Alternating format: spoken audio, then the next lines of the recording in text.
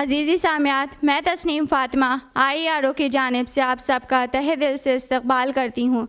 अस्सलामु अलैकुम व रहमतुल्लाहि व बरकातुहू। कैसे हैं आप सब? अल्हम्दुलिल्लाह। आई रियली होप आप सब खैर व आफ़ियत होंगी। सबसे पहले तो मैं मुबारकबाद देती हूँ आप सभी ख़वातीन को कि आप सब ने अपनी मसरूफ़ियात को मात देकर यहाँ पर आने को तरजीह दी है, और यकीनन ये कोई आसान टास्क नहीं है। अल्लाह सुब्हान ताला आप सब की कोशिश को कबूल फरमाएँ, आमीन। Now I would like to give you a brief introduction of IERO. IERO came into existence with a very vision and mission. अल्लाह को बंदों से जोड़ना, क़ुरान का मैसेज लोगों तक पहुँचाना, क़ुरान व सुन्नत ज़िंदगी में शामिल करना और अपनी ज़िम्मेदारी को समझाना और निभाना। और इसी ज़िम्मेदारी को हम मुसलमानों के लिए समझना इतना अहम है, पर हम अपनी बाकी ज़िम्मेदारियों को तो पूरा करते हैं, और हमारी जो दीन की तरफ ज़िम्मेदारी है हम उसको भूल जाते हैं। We need to understand our responsibilities towards Islam. और अपने इसी मिशन को पूरा करने के लिए IERO अपने एफर्ट्स मुख्तलिफ़ तरीक़ों से कर रही है। Different programs for ladies including weekly Dars Quran every Friday at 2:30 p.m. Monthly program first Sunday of every month, for gents third Sunday of every month. इसके अलावा ऑनलाइन GT, तरबिया क्लासेस, तजवीद क्लासेस इन समर। चलिए मैं अपने programme की शुरुआत करती हूँ। So the topic of today's seminar is depression and its Islamic cure. There are wounds that never show on the body, that are deeper and more hurtful than anything that bleeds. जी हाँ, depression ये एक ऐसी बीमारी है जो इंसान को अंदर से ख़त्म कर देती है, और कुछ लोग इससे इतने ज़्यादा अफेक्टेड होते हैं कि उनको मेडिसिन भी लेना पड़ता है। तो आज हम जान लें कि इसकी हकीकत क्या है और इसका क्योर हमारे दीन इस्लाम में मौजूद है। So we have two speakers over here, Sister Umme Kulsoom and Sister Shaista. जैसा कि हम सब जानते हैं, हम अपने प्रोग्राम का आगाज़ हमेशा तिलावत कुरान से करते हैं। इसके लिए मैं बुलाना चाहूँगी स्टेज पर Malak Fatima. Malak Fatima, a student of Taqwa Islamic school of class 6th. She is also a student of Hifzul Quran, mashallah. Please welcome Malak Fatima.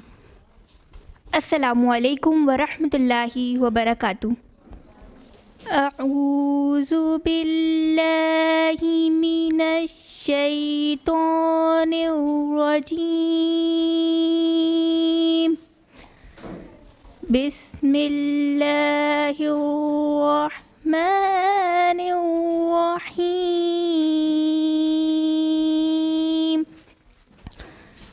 वज़्ज़ुहा वल्लैलि इज़ा सजा। मा वद्दअक रब्बुक वमा क़ला। वललआखिरतु खैरुल लक मिनल ऊला। वलसौफ युअतीक रब्बुक फतर्ज़ा। अलम यजिदक यतीमन फ़आवा। ववजदक ज़ाल्लन फ़हदा।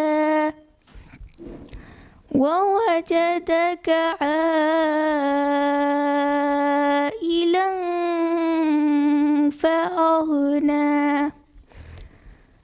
फ़अम्मल यतीम फ़ला तक़हर।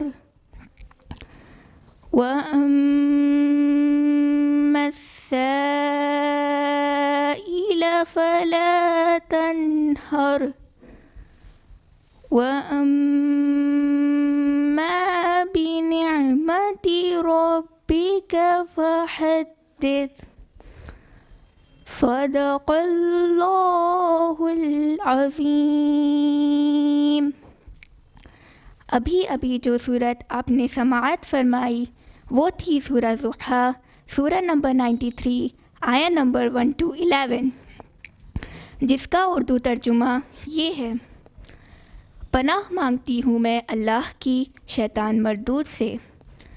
शुरू करती हूँ अल्लाह के नाम से जो बड़ा मेहरबान निहायत रहम वाला है। कसम है आफ़ताब की रोशनी की और उस रात की जब वो छा जाए। ना तो छोड़ दिया तुमको तुम्हारे रब ने और ना ही नाराज़ हुआ। और बेशक आखिरत बेहतर है तुम्हारे लिए दुनिया से, और अनकरीब अता फरमाएगा तुमको तुम्हारा रब कि तुम खुश हो जाओगे। क्या नहीं पाया उसने तुम्हें यतीम फिर ठिकाना दिया, और पाया तुम्हें नावाकिफ़ तो सीधा रास्ता दिखाया, और पाया तुम्हें तंगदस्त तो गनी कर दिया। बस ये कि जो यतीम हो उस पर सितम ना करना, और ये कि जो मांगने वाला हो तो उसे ना झिड़कना, और ये कि जो नेमत है तेरे रब की उसका बयान करते रहना। जज़ाकुमुल्लाहु खैरा वस्सलामु अलैकुम वरहमतुल्लाहि वबरकातुहू। जज़ाकल्लाह खैर मलक। अल्लाह सुब्हान ताला आपको इस क़ुरान मजीद के ज़रिए जन्नतुल फ़िरदौस अता करे, आमीन। मैं आप सबका ज़्यादा वक्त ना लेते हुए प्रोग्राम के आगे की तरफ बढ़ती हूँ। इसके लिए मैं बुलाना चाहूँगी our first speaker sister Umme Kulsoom. Sister Umme Kulsoom holds bachelor degree in commerce. She is an assistant teacher of Taqwa Islamic school, और ये तरबियतुल बनात क्लासेस की स्टूडेंट भी रह चुकी हैं, और इससे फ़ारिग होकर यहाँ पर हमारे बीच अपना पहला लेक्चर देने के लिए मौजूद हैं। Please welcome sister Umme Kulsoom. अल्हम्दुलिल्लाह रब्बिल आलमीन वस्सलातु वस्सलामु अला रसूलिहिल करीम व अला आलिहि व अस्हाबिहि अजमईन, अम्मा बाद। वअऊज़ु बिल्लाहि मिनश शैतानिर रजीम, बिस्मिल्लाहिर रहमानिर रहीम। रब्बिश्रह ली सदरी व यस्सिर ली अमरी वहलुल उक़दतम मिन लिसानी यफ़क़हू क़ौली। माय डियर सिस्टर्स, अस्सलामु अलैकुम व रहमतुल्लाहि व बरकातुहू। जैसा कि आप सभी के इल्म में आ चुका है, आज के हमारे लेक्चर का टॉपिक है depression and its Islamic cure. सबसे पहले तो हमें अल्लाह सुब्हानहू तआला का शुक्र करना चाहिए कि उसने हमें इंसान बनाया। आपको पता है अल्लाह सुब्हानहू तआला की तमाम मखलूक में सबसे बेहतर कौन है? अल्लाह सुब्हानहू तआला की तमाम मखलूक़ात में सबसे बेहतरीन हम इंसान हैं। अल्लाह सुब्हानहू तआला ख़ुद फरमाया सूरह 3 सूरह नंबर 95 आया नंबर 4, लक़द ख़लक़नल इंसान फ़ी अहसनि तक़वीम, यकीनन हमने लोगों को बेहतरीन सूरत में पैदा किया। तो हमें अल्लाह का शुक्र करना चाहिए कि उसने हमें इंसान बनाया, हमें अक़्ल व फ़हम दी, हमें इल्म सिखाया, हमें सोचने और समझने की काबिलियतें बख्शी जो कि किसी दूसरी मखलूक को नहीं बख्शी। और उससे भी अहम कि उसने हमें मुसलमान बनाया, हमें कुरान दिया, हमें फ़जीलत अता की और बेशुमार एहसानात हम पर किए। और उन एहसानात में क्या है? उन एहसानात में अल्लाह की पहचान है, ज़िंदगी गुजारने के उस सलीक़े को जानना है जो उसने हमें सिखाया। लेकिन अफसोस कि आज हम उस तरीक़े से नावाकिफ़ होने के बिना पर बहुत सारी मुश्किलात का शिकार होते हैं। इंसान मादी तरक्की करता चला जा रहा है और तरह तरह के मसाइल में घिरता चला जा रहा है, तरह तरह की परेशानियों में मुब्तला रहता है। इसी तरह से आज के दौर में पेश आने वाली परेशानी या बीमारी में से एक अहम तरीन बीमारी है, जिसे हम रूहानी बीमारी भी कह सकते हैं। वो क्या है? डिप्रेशन। अब क्वेश्चन ये आता है, व्हाट इज़ डिप्रेशन? डिप्रेशन क्या है? Depression means a mental health disorder that can affect our life deeply, यानी एक ऐसी जहनी कैफियत जो कि हमारी ज़िंदगी में काफ़ी गहरा असर डालती है।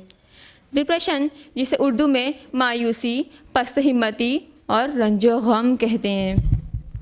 अच्छा, मोस्टली लोग ये तो नहीं सोच रहे हैं कि हमको डिप्रेशन नहीं है, या फिर ये डिप्रेशन जिसको है उसके लिए है, या फिर ये कि हमारी लाइफ में तो कोई गम ही नहीं है तो हमें क्यों डिप्रेशन हो सकता है।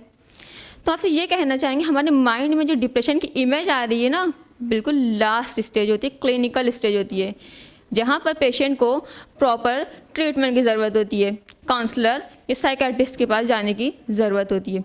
लेकिन आज हम डिप्रेशन के उस स्टेज की बात करेंगे जहाँ से डिप्रेशन की शुरुआत होती है, यानी डिप्रेशन का फर्स्ट स्टेज। और इसको जानने के बाद शायद ही हम में से कोई कह सके कि हमको डिप्रेशन नहीं है। हम सब कहीं ना कहीं किसी न किसी कैटेगरी में ज़रूर फॉल कर रहे होंगे। एक ऐसी कैफियत जहाँ फिर कुछ अच्छा न लगना। According to Harvard medical school, depression हमारी बॉडी पर इफ़ेक्ट करता है, जिससे इंसान की आईसाइट वीक हो जाती है, स्टमक पेन, हेडेक, वॉमिटिंग और इंसान मेंटली वीक हो जाता है। According to psychiatrist times 2018, depression का बॉडी पेन और बैक पेन से बहुत गहरा रिलेशन है। सैडनेस ऑफ मूड, किसी में मन ना लगना, इंटरेस्ट कहीं नहीं होता इंसान का, आप किसी चीज़ में कंसंट्रेट नहीं कर पाएंगे, चाहे पढ़ाई हो, चाहे जॉब हो, चाहे रिलेशनशिप हो। स्लीपिंग एब्नॉर्मलिटीज़ बहुत होती है इसमें, भूख में चेंजेस, नेगेटिव थॉट्स इंसान के माइंड में बहुत आते हैं। और सबसे ख़तरनाक, ऐसी लाइफ से क्या ही रखा है, इससे अच्छा इसे ख़त्म कर दिया जाए, और फिर इंसान सुसाइड कर लेता है। According to WHO, World Health Organization, India has the second highest number of country depressed in the world. This means that 1 out of 3 individuals suffers from depression. यानी आज हर 3 में से कोई एक डिप्रेशन का पेशेंट है। और आज से 5 साल पहले 2017 का डेटा हम देखें तो 1 out of 3 individual suffers from depression था, यानी हर 7 में से कोई एक डिप्रेशन का पेशेंट था। लेकिन आज पिछले 5 सालों में इतना ज़्यादा बढ़ गया है कि आज हर 3 में से कोई एक डिप्रेशन का पेशेंट है। यही नहीं, according to World Bank, it is also expected that in the next 10 years, depression will put more burden on nation than any other disease. और अगर आज हम पूरे वर्ल्ड की बात करें तो in all over the world 300 million people experience depression, जिसमें से 18% लोग सुसाइड कर लेते हैं। और 18% वो हैं जो सुसाइड में सक्सेस होते हैं, क्योंकि ज़रूरी नहीं है कि हर कोई सुसाइड करे उसकी मौत आ जाए, कुछ बच भी जाते हैं। तो 18% वो हैं जो सुसाइड में सक्सेस होते हैं। तो ये इतनी ख़तरनाक बीमारी है, इसकी शुरुआत बहुत छोटी होती है, जिसको हम आप रियलाइज़ ही नहीं कर पाते हैं। अकॉर्डिंग टू साइकोलॉजिकल स्टडीज़, छोटे बच्चे से लेकर बड़े बूढ़े, मेल फीमेल, मैरिड अनमैरिड, सब में डिप्रेशन प्रिवलेंट है। तो ये इतनी ज़्यादा ख़तरनाक बीमारी है कि इंसान अपनी आखिरत तक बर्बाद कर ले रहा है, सुसाइड कर ले रहा है। और जैसा कि हम सबको पता है कि इस्लाम में सुसाइड हराम है। अल्लाह सुब्हानहू तआला ने बुखारी की हदीस में फरमाया है, उस शख्स पर जन्नत हराम है जिसने खुद से खुद की जान ली हो। और उसकी सज़ा भी यही है कि जिस चीज़ से उसने दुनिया में सुसाइड की है उसी से उसको वहाँ सज़ा मिलेगी। तो आखिर ये बीमारी इतनी आम क्यों हो गई है आज? क्यों हर कोई आज डिप्रेशन की बात करता हुआ नज़र आ रहा है? हर 3 में से कोई एक आज डिप्रेशन में मुब्तला है। तो इससे कॉजेज जानना हमारे लिए कितने ज़रूरी हैं कि आखिर ये बीमारी आज इतनी आम क्यों हो गई है। तो इसका सबसे पहला और बेसिक कॉज है जेलसी, हसद, जिसको हम लोग उर्दू ज़बान में जलन बोलते हैं। किसी का घर बहुत खूबसूरत है, उसको देखकर जेलस होना, या फिर किसी के हस्बैंड या किसी की वाइफ को देखकर जेलस होना कि वो अपनी वाइफ को हर हफ्ते घुमाने ले जाते हैं, या हर फर्स्ट सैलरी को उनको गिफ्ट्स ला कर देते हैं, या फिर किसी का बैंक बैलेंस देखकर जेलस होना, या फिर किसी रिश्तेदार की बेटी ने अच्छा पढ़ लिया उसको देखकर जेलस होना, या फिर रिश्तेदार की बेटी की अच्छी जगह जॉब लगी उसको देखकर जेलस होना।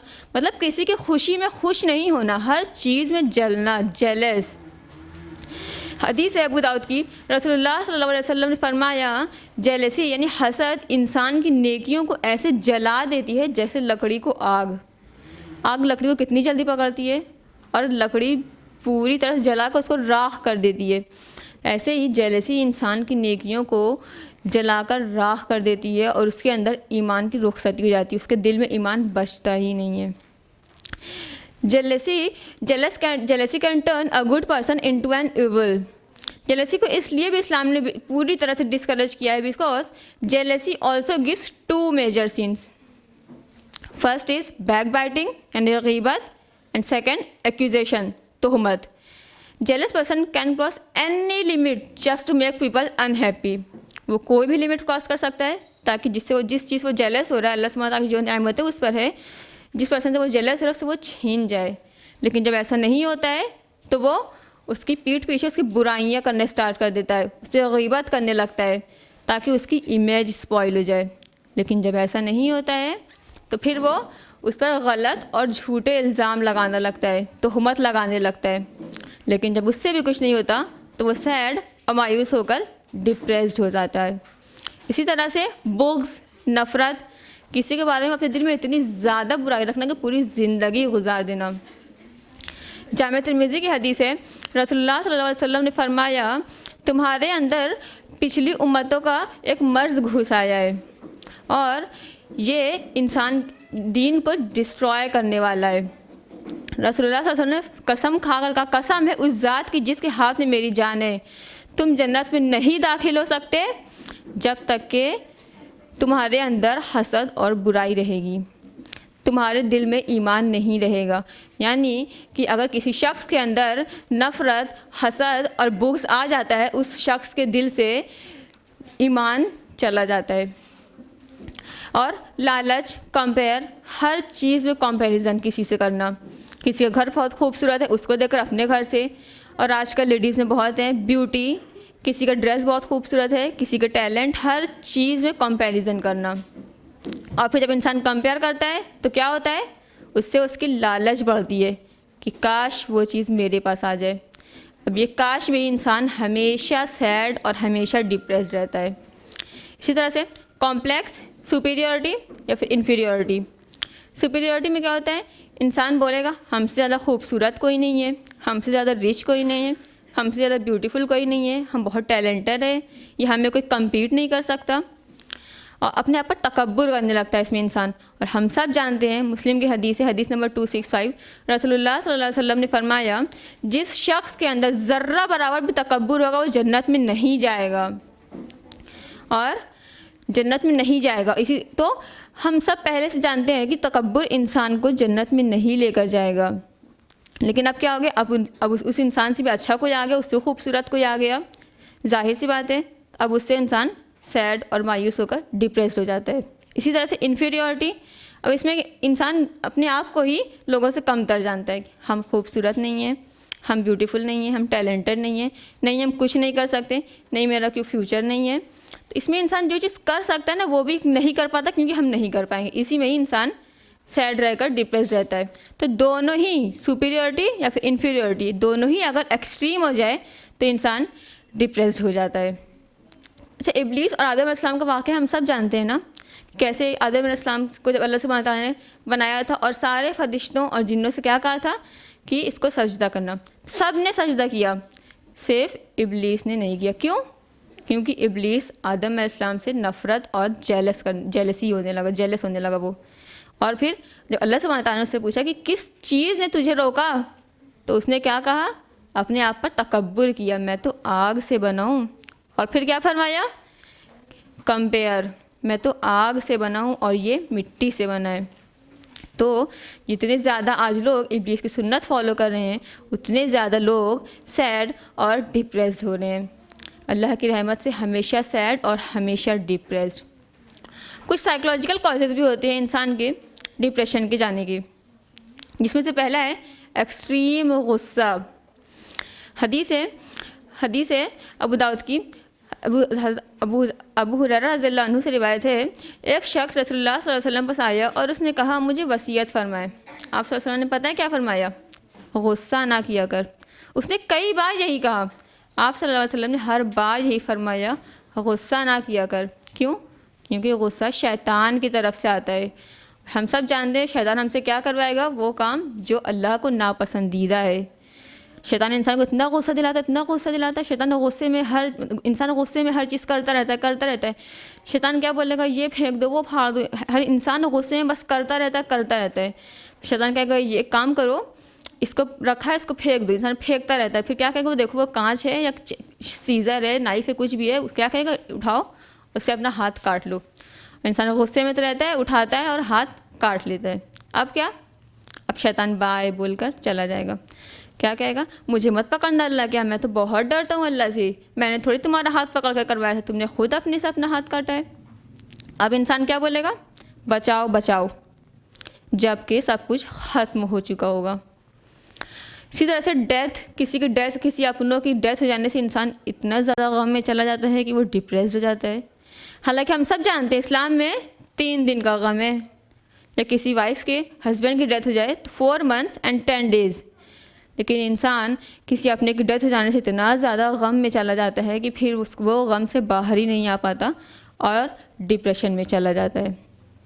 इसी तरह से किसी के फाइनेंशियल कंडीशन ख़राब होने से लोग सुसाइड कर लेते हैं। एक वाक़या है, एक शख्स थे, संभल के रहने वाले थे, उन्होंने प्लेटफॉर्म नंबर 1 मुरादाबाद स्टेशन से जाने वाली ट्रेन के सामने आकर अपनी जान दे दी। और उनके हाथ में एक शॉपर था, उसमें देखा गया, लोगों ने देखा तो उसमें हॉस्पिटल्स की कुछ रिपोर्ट्स थी, उसमें ये था कि उनके यहाँ पर गले में कुछ प्रॉब्लम थी और फाइनेंशियल कंडीशन भी काफ़ी ख़राब थी उनकी। गुजरात में गए थे जॉब करने, वहाँ से वापस आए और ई-रिक्शा चलाने लगे थे। तो फाइनेंशियल कंडीशन ख़राब होने से अपना इलाज भी नहीं करा पा रहे थे, तो उन्होंने सुसाइड कर ली। सिर्फ सुसाइड ही बची है इंसान के पास। फाइनेंशियल कंडीशन ख़राब होने से लोग सुसाइड कर ले रहे हैं। किसी के हस्बैंड या फिर किसी की वाइफ अच्छी नहीं, उससे इंसान सुसाइड कर ले रहा है। निकाह के बाद अच्छा घर नहीं मिला या ससुराल वाले अच्छे नहीं, उससे इंसान सुसाइड कर ले रहा है। कंपटीशन, बच्चों को स्कूल में एडमिशन कराते ही पेरेंट्स क्या सिखा देते हैं, कंपटीशन। देखो तुम्हें फ़र्स्ट आना है। पेरेंट्स को क्या सिखाना चाहिए, देखो तुम मेहनत करो, लेकिन तुमसे ज़्यादा कोई मेहनत करे तो वो भी तो फर्स्ट आ सकता है ना। लेकिन क्या सिखाएंगे, तुम्हें फ़र्स्ट आना है। अब वो बच्चा जिसको बचपन से सिखा दिया जा रहा है कि तुम्हें फ़र्स्ट आना है, तो क्या वो अपने फ्रेंड्स को फ़र्स्ट आते देख सकेगा, कभी नहीं। बचपन से वो नहीं देख सकेगा उसको, उसके अंदर नफ़रत आएगी अपने फ्रेंड्स के अगेंस्ट, बुक्स और जेलसी होएगी। तो और आजकल के यूथ की किस चीज़ में कम्पीट कर रहे हैं, सोशल नेटवर्किंग साइट्स पर लाइक्स और कमेंट्स पाने के लिए। न जाने क्या कुछ नहीं कर रहे हैं, कितनी हराम चीज़ें कर रहे हैं सिर्फ लाइक्स और कमेंट्स पाने के लिए। और जब ऐसा नहीं हो रहा है तो वो लोग डिप्रेस्ड होकर कुछ सुसाइड भी कर ले रहे हैं। इसी तरह से फ्रस्ट्रेशन, फेडअप, किसी चीज़ से बिल्कुल उकता जाना। आजकल के यूथ पढ़ाई से बहुत ज़्यादा उकता जा रहे हैं, पढ़ाई से, जॉब से, किसी भी चीज़ से बिल्कुल मतलब बस बोर होकर उकता जाना। और फिर लास्ट क्या, डिप्रेस्ड, सैड, मायूसी और फिर सुसाइड। प्रपोजल ऑफ मैरिज, रिश्ते नहीं आ रहे हैं, एक ने रिजेक्ट कर दिया, 2 ने रिजेक्ट कर दिया, 3 ने रिजेक्ट कर दिया। अब इसमें लड़की सैड होती जा रही है, हम खूबसूरत नहीं, हमें रिजेक्ट करके चले गए। एक ने रिजेक्ट किया, दूसरे ने रिजेक्ट किया, तीसरे ने रिजेक्ट किया। अब क्या, अब तो भाई 10 लोगों ने रिजेक्ट कर दिया, अब हम अपने माँ बाप को तकलीफ़ नहीं दे सकते। इसमें इंसान क्या हो रहा है, सैड होकर सुसाइड कर ले रही हैं। किसी चीज़ को करने की एक्सट्रीम विल या फिर कैरियर। एक्सट्रीम विल, मुझे ये काम करना ही है, मुझे MBBS क्लियर करना ही है, मुझे नीट क्लियर करना ही है। 1 बार किया नहीं लगा, 2 बार किया नहीं लगा। अब क्या, हमने मेहनत नहीं की इसलिए मेरा नहीं लगा। हमेशा सैड और मायूस। हमने कहा ना, इसमें नेगेटिव थिंकिंग बहुत आती, पॉजिटिव इंसान को सोचना चाहिए। पॉजिटिव में क्या हो सकता है, अल्लाह ताला ने इससे भी बेहतर कुछ हमारे लिए चूज़ किया हो सकता है इससे अच्छा हमारी लाइफ, हमारी तकदीर में कुछ हो।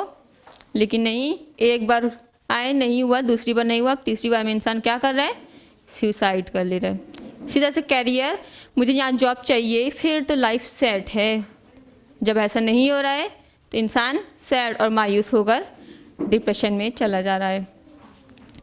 एक वाक़या है, मुंबई के रहने वाले शख्स थे, रमज़ान का महीना था, वो आए फजर की नमाज़ पढ़े, दोस्तों से मिले और फिर चले गए। और शाम को उनके दोस्तों के पास कॉल आता है, शाम को रात को 10 बजे तक कॉल आता है कि उनकी डेथ हो गई। अब दोस्तों ने सोचा कि शायद अचानक से डेथ हुई है, तो शायद हो सकता है कि हार्ट अटैक वगैरह हुआ हो, तभी अचानक से डेथ होती है। लेकिन अब बाद में क्या पता चल रहा है, उन्होंने सुसाइड कर ली। और पता है किस वजह से सुसाइड की थी उन्होंने, क्योंकि उन्होंने अपनी लाइफ में जो कोर्स किया था उससे उनकी जॉब नहीं लग रही थी। वो अपनी लाइफ में अपनी नज़र में फेलियर थे, तो उन्होंने सुसाइड कर ली। आज हमारी सोसाइटी का क्या हाल है, गौर करिए। अपने आसपास भाई भाई में कितनी प्रॉब्लम्स हैं, सगे भाई भाई में कितनी प्रॉब्लम्स हैं, बहनों में कितनी प्रॉब्लम्स हैं, फ्रेंड्स, पेरेंट्स और बच्चे का तो वो रिश्ता ही नहीं है जो कभी हुआ करता था। आज पेरेंट्स खुद अपने बच्चों के बच्चे बने हुए हैं, फ्रेंड्स का कोई रिलेशनशिप नहीं है। आज कैसे सेकंड्स पर लोगों के फ्रेंड्स चेंज हो रहे हैं। पहले हमारे दादा लोगों के ज़माने के फ्रेंड्स को देखिए, बुढ़ापे तक साथ चलते थे। आज शायद ही किसी के ऑफलाइन फ्रेंड्स हो, वरना तो भाई आजकल सबके ऑनलाइन फ्रेंड्स आ गए हैं। किसी के पास कोई आप अपनी बातें किसी से शेयर नहीं कर सकते हैं, किसी के पास इतना वक्त ही नहीं है। अच्छा, पहले जब 4 लोग बैठते थे साथ तो कुछ बातें वगैरह शेयर करते, प्रॉब्लम्स वगैरह शेयर करते थे, कुछ अच्छा लगता था। लेकिन आज जब 4 लोग साथ बैठते भी हैं तो सबके हाथ में मोबाइल हो जाता है। किसी के पास इतना वक्त नहीं है, आप किसी से अपनी बातें नहीं शेयर कर सकते हैं। तो हमें हमारी ज़िंदगी क्यों मुश्किल लग रही है? क्योंकि हमने इसे मुश्किल बनाया है। अच्छा, तो हम अपने माइंड को इतना स्ट्रेस देते हैं, इतना ज़्यादा अपने माइंड को टेंस रखते हैं, इतना ज़्यादा, तो हमारे माइंड में, ब्रेन में कुछ स्ट्रक्चरल चेंजेस आ जाते हैं जिसकी वजह से इंसान डिप्रेशन में चला जाता है। कुछ बायोलॉजिकल कॉजेज़ भी होते हैं इंसान के डिप्रेशन की, जिसमें से पहला है हमारे ब्रेन में 3 टाइप्स के केमिकल्स होते हैं, सेरोटोनिन, डोपामिन, नॉरएपिनेफ्रिन। तो अब इन ब्रेन की कमी होने से इंसान डिप्रेशन में चला जाता है। और हमारे माइंड में एक हार्मोन जिसको हम लोग बोलते हैं कॉर्टिसोल हार्मोन, इसको हम लोग स्ट्रेस हार्मोन भी बोलते हैं। तो 50% डिप्रेशन के पेशेंट में ऐसा पाया गया है कि इन हार्मोन की कमी होने से इंसान डिप्रेशन में चला जाता है। हमारे माइंड का एक पार्ट होता है जिसको बोलते हैं डोर्सल एड्रियल प्रीफ्रंटल कॉर्टेक्स। अब इस पार्ट में ब्लड का फ्लो कम होने से इंसान डिप्रेशन में चला जाता है। या फिर कुछ पिल्स ऐसी होती हैं कि डॉक्टर बोलते हैं ना, खाने के बाद सो जाइएगा, सोचिएगा मत ज़्यादा, या टेंशन मत लीजिएगा। तो कुछ पिल्स होती हैं या फिर कुछ एक्ने वगैरह की ट्यूब भी ऐसी होती हैं जिससे इंसान डिप्रेशन में चला जाता है। और लास्ट, जेनेटिक, किसी फैमिली मेम्बर ने पहले से किसी को रहा हो।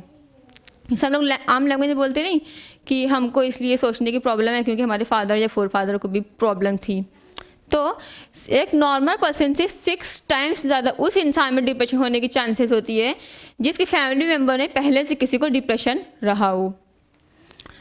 तो अच्छा, ये बताइए, हम लोग इतना माइंड को अपनी स्ट्रेस देते हैं, हमें अपनी लाइफ इतनी मुश्किल लग रही है, तो हमारे आइडियल कौन है? मोहम्मद सल्लल्लाहु अलैहि वसल्लम। क्या उनकी लाइफ में कोई आजमाइश नहीं आई थी? क्या उनकी लाइफ बहुत अमीरी में, बहुत ऐशो आराम से गुजरी थी? क्या अल्लाह सुब्हानहू तआला ने उन्हें कोई भी तरह से नहीं आजमाया था? यहाँ तक कि उनको अपना शहर मक्का, खुद अपना शहर छोड़कर जाना पड़ा। अपने खुद के लोगों ने, जो उनको अस्सादिक अल अमीन बोलते थे, उन लोगों ने खुद आपको अपने शहर मक्का से निकाल दिया। तो क्या आपको कोई तकलीफ़ नहीं हुई थी?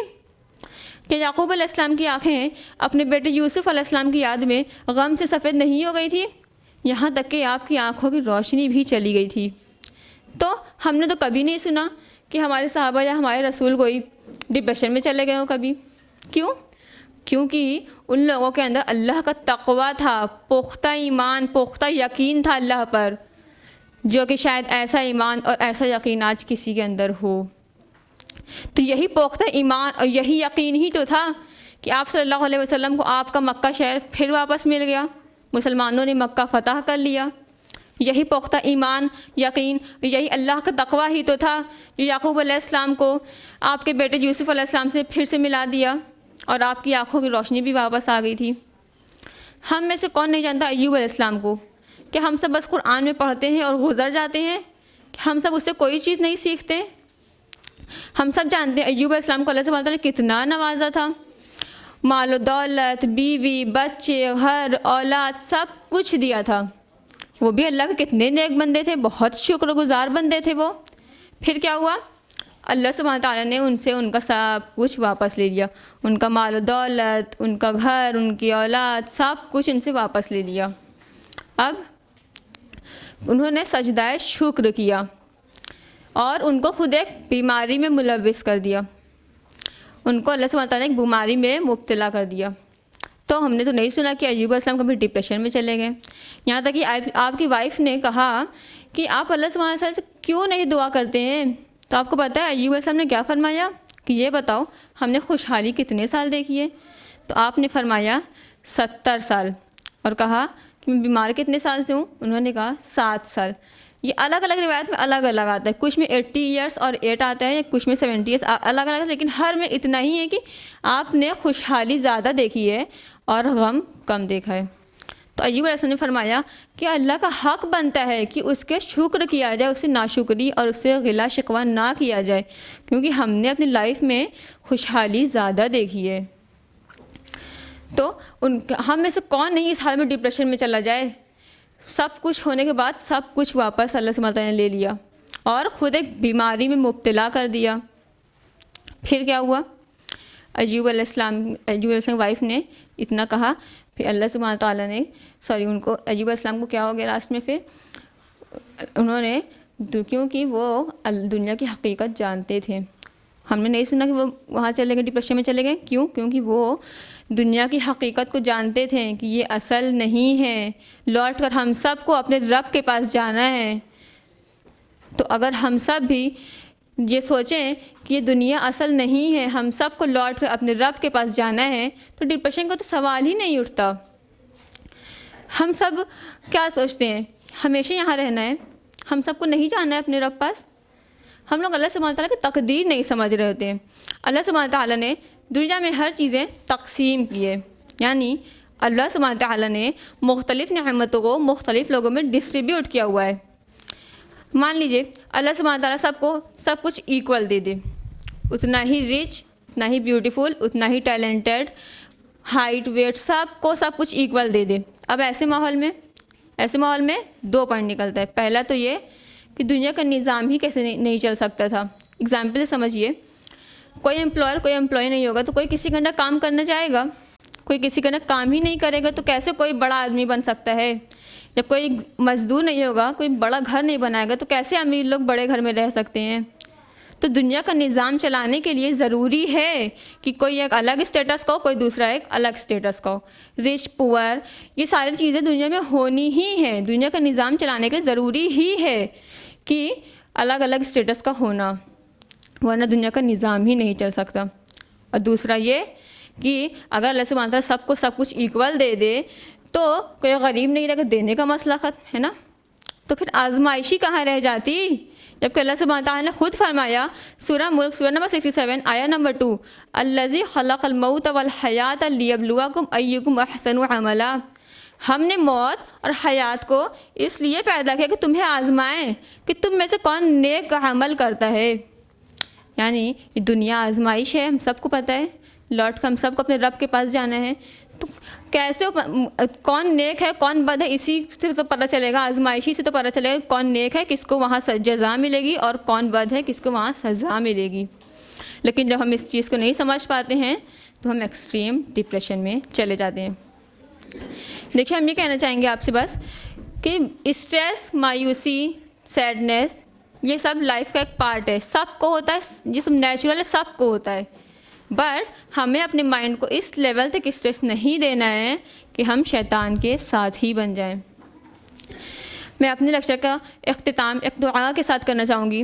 रब्बना अफ़रिग़ अलैना सब्रन व तवफ़्फ़ना मुस्लिमीन। ए हमारे रब, हमारे ऊपर सब्र का फैज़ान फरमा और हमारी जान हालत इस्लाम पर निकाल। वाखिरु दावाना अनिल हम्दुलिल्लाहि रब्बिल आलमीन। वस्सलामु अलैकुम व रहमतुल्लाहि व बरकातुहू। जज़ाकिल्लाह खैर सिस्टर उम्मे कुलसूम। सिस्टर उम्मे कुलसूम ने हम सबको बहुत अच्छी तरह से डिप्रेशन के बारे में बताया। ये एक ऐसी बीमारी है जिसको हम बहुत ही लाइटली लेते हैं, पर ये एक ऐसी बीमारी है जो हमें सुसाइड तक भी ले जा सकती है, और ये हम में से किसी को भी हो सकती है। अल्लाह सुब्हान ताला हम सबको इस बीमारी से बचाए, आमीन। और इस बीमारी से बचने का हमारे दीन में क्या इलाज है उसी को बताने आ रही हैं आज second speaker sister Shaista. Sister Shaista holds master degree in English literature. She has done diploma in Urdu calligraphy and also pursuing B.Ed. She is an active member of IERO and a teacher of Taqwa Islamic School. Please welcome Sister Shaista. innal hamdalillah nahmaduhu wa nasta'inuhu wa nastaghfiruh wa na'udzu billahi min shururi anfusina wa min sayyiati a'malina man yahdihillahu fala mudilla lahu wa man yudlilhu fala hadiya lahu wa nashhadu an la ilaha illallah wahdahu la sharika lahu wa nashhadu anna muhammadan abduhu wa rasuluh. Rabbi shrah li sadri wa yassir li amri wahlul 'uqdatam min lisani yafqahu qawli. अज़ीज़ी सामियात, अस्सलामु अलैकुम व रहमतुल्लाहि व बरकातुहू। जैसा कि आपके इल्म में आ ही चुका है कि आज का सेमिनार का उन्वान है depression and its Islamic cure, और मेरी गुफ्तगू का मौजू होगा cure of depression. As we know, this is the age of depression, anxiety and sadness. यानी ये वो एज है जिसमें हर तीसरा बंदा डिप्रेशन में है, और जो हालात चल रहे हैं उसमें यूथ ज़्यादा डिप्रेशन में है। ऐसा इसलिए हुआ क्योंकि हमने अल्लाह सुब्हान ताला को अपनी ज़िंदगी से निकाल दिया, अल्लाह के रसूल सल्लल्लाहु अलैहि वसल्लम की सुन्नत से दूर हो गए। हमने अपना लाइफ स्टाइल चेंज कर दिया, हमने किस तरह का खाना खाना स्टार्ट कर दिया, हमने किस तरह की रिलेशनशिप रखनी शुरू कर दी, हमने रातों को जागना और दिनों को सोना शुरू कर दिया। रिश्ते मोहब्बत के बजाय गर्ज और मतलब के लिए बनाने लगे। अल्लाह सुब्हान ताला ने हमको अपनी ज़िंदगी गुजारने के लिए एक बहुत ही बेहतरीन निज़ाम यानी दीन इस्लाम से नवाजा, और हमने क्या किया कि हमने अपने दीन को तर्क कर दिया और मगरिबी तहज़ीब को फॉलो करने लगे। ये है हमारा हाल, और बहुत फ़ख्र करते हैं मगरिबी तहज़ीब पर। एक बात तो तय है कि अगर हम अल्लाह के दीन और अल्लाह की ज़ात को अपनी ज़िंदगी से निकाल देंगे ना, तो हमारी ज़िंदगी में बेजारी, मुश्किलात और बेचैनी आ जाएगी। और अल्लाह सुब्हान ताला फरमाता है सूरह तौहा सूरह नंबर 9 आयत नंबर 124 में, वमन अरज़ा अन ज़िक्री फ़इन्ना लहू मईशतन ज़नका। मीन्स, और अगर तुम अल्लाह के ज़िक्र से रूगर्दानी करोगे तो हम तुम्हारी दुनियावी माश तंग कर देंगे। अल्लाह सुब्हान ताला क्या फरमाता है कि अगर हम अल्लाह के ज़िक्र से मुंह मोड़ेंगे तो हम एक डिप्रेस्ड लाइफ स्पेंड करेंगे। ये अल्लाह का वादा है कुरान में, और अल्लाह का वादा है मतलब हम इसको झुटला नहीं सकते। अगर हम गौर करें तो डिप्रेशन एक्चुअली पहले इतना कॉमन नहीं था। आप सोचिए, अपने बचपन को इमेजिन करिए, अपने बचपन में, हमारे पेरेंट्स के बचपन में या हमारे ग्रैंड पेरेंट्स के बचपन में डिप्रेशन हुआ करता था इतना कॉमन जितना कि आज है? नहीं ना। शायद ही हमारे ग्रैंड पेरेंट्स के बचपन में तो शायद ही किसी ने डिप्रेशन की बात भी सुनी हो, उसका नाम भी सुना हो। अल्लाह के रसूल सल्लल्लाहु अलैहि वसल्लम की हदीस है, सुनन इब्न माजा हदीस नंबर 4019। अल्लाह के रसूल सल्लल्लाहु अलैहि वसल्लम ने फरमाया, और जिस कौम में बेहयाई आम हो जाए और उसको अलल ऐलान किया जाए, अल्लाह सुब्हान ताला उस कौम में ऐसी बीमारियां लेकर आता है जिसका उसके आबा व अजदाद ने पहले कभी नाम भी ना सुना हो। ये बिल्कुल वही हालात हैं, यानी हम बेहयाई को आम कर रहे हैं, चाहे वो फेसबुक हो, चाहे वो व्हाट्सएप हो, चाहे वो स्नैपचैट हो या वो ट्विटर हो, यानी हम हर जगह बेहयाई को आम कर रहे हैं। हमने अल्लाह के हुदूद को पार करना शुरू कर दिया, अल्लाह ने हमें मुश्किलात और परेशानियों में डालना शुरू कर दिया। इन शॉर्ट, हम ये कह सकते हैं कि हमने खुद ही अपने हाथों से डिप्रेशन को दावत दी कि वो आकर हमारी लाइफ को डिप्रेस्ड कर दे। फिर भी दिल शिकस्ता होने की ज़रूरत नहीं है, क्योंकि इस्लाम वो वाहिद दीन है जिसमें हर प्रॉब्लम का सॉल्यूशन है। आप मानते हैं कि नहीं मानते इस बात को? अच्छा, इस बात से तो हम सभी वाकिफ़ हैं कि ह्यूमन बीइंग यानी कि इंसान बॉडी और सोल यानी रूह दोनों का मुरक्कब है। और हमारी बॉडी को कौन कंट्रोल करता है? कौन कंट्रोल करता है? हमारी बॉडी को कौन कंट्रोल करता है? माइंड। यानी बॉडी, सोल और माइंड ये तीनों आपस में इंटरकनेक्टेड हैं। बॉडी की मोस्ट एसेंशियल नीड है ऑक्सीजन। ऐसे तो वाटर भी है और फूड भी है, बट अगर हम मोस्ट एसेंशियल नीड की बात करें तो वो है ऑक्सीजन। और अगर हम सोल की बात करें यानी कि रूह की बात करें तो रूह की ग़िज़ा क्या है? अल्लाह का जिक्र यानी रिमेम्बरेंस ऑफ अल्लाह। और अगर हम माइंड की बात करें तो हमारे माइंड की क्या ग़िज़ा है? क्या जानते हैं हम लोग? नहीं जानते। हमारी माइंड की ग़िज़ा है leisure time. Leisure time you know, जैसा हमारा रूटीन है डेली का उससे समथिंग डिफरेंट।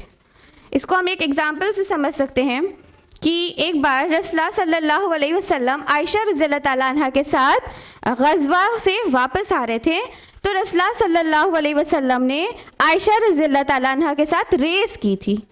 आप इमेजिन करिए, गज़वा से वापसी कितना स्ट्रेसफुल माहौल था। ऐसे कंडीशन में अपने माइंड को थोड़ा सा स्ट्रेस रिलीज़ करने के लिए अपने माइंड का अल्लाह के रसूल सल्लल्लाहु अलैहि वसल्लम ने आयशा रज़ियल्लाहु ताला अन्हा के साथ क्या की थी? रेस की थी। यानी हमारा बॉडी, सोल और माइंड, अगर इन तीनों में से किसी को भी प्रॉपर ग़िज़ा नहीं मिलेगी तो वो डिप्रेशन की शक्ल इख्तियार कर सकता है। Most of the time, not every time, depression का जो मेन रीज़न होता है वो होता है स्पिरिचुअलिटी। स्पिरिचुअलिटी यानी जब हमारी रूह रेस्टलेस होती है यानी बेचैन होती है तो डिप्रेशन हम पर हावी होने लगता है।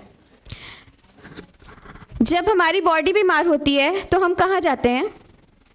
कहाँ जाते हैं? डॉक्टर के पास जाते हैं। जी हाँ, और हॉस्पिटल भी तो जाते हैं ना। डॉक्टर हमको हॉस्पिटल में मिलते हैं, क्लिनिक में मिलते हैं, तो हम हॉस्पिटल जाते हैं। और बॉडी के जिस हिस्से में मसला होता है हम उस डिपार्टमेंट में जाते हैं।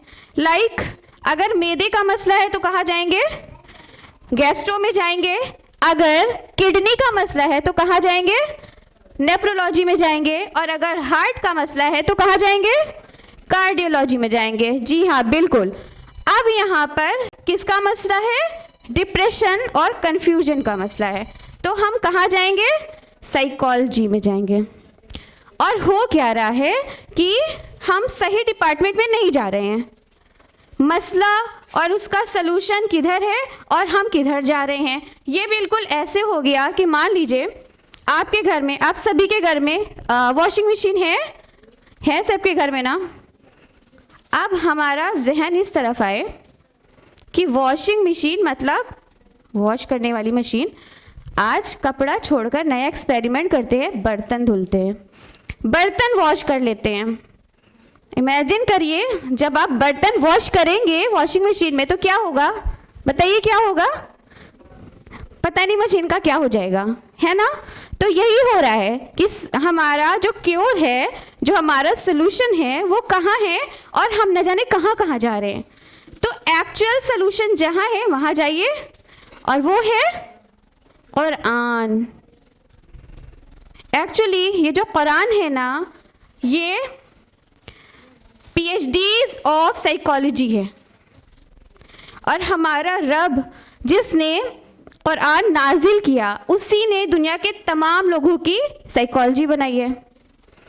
और अल्लाह सुब्हान ताला ने कुरान में लोगों के इज्तिमाई और इनफरादी स्टोरी बताई है, ताकि हम ये समझ सकें कि जो हमारा मसला आ रहा है, जो प्रॉब्लम हमारे सामने आ रही है, एक्चुअली वो हमसे पहले भी लोगों को हो चुकी है।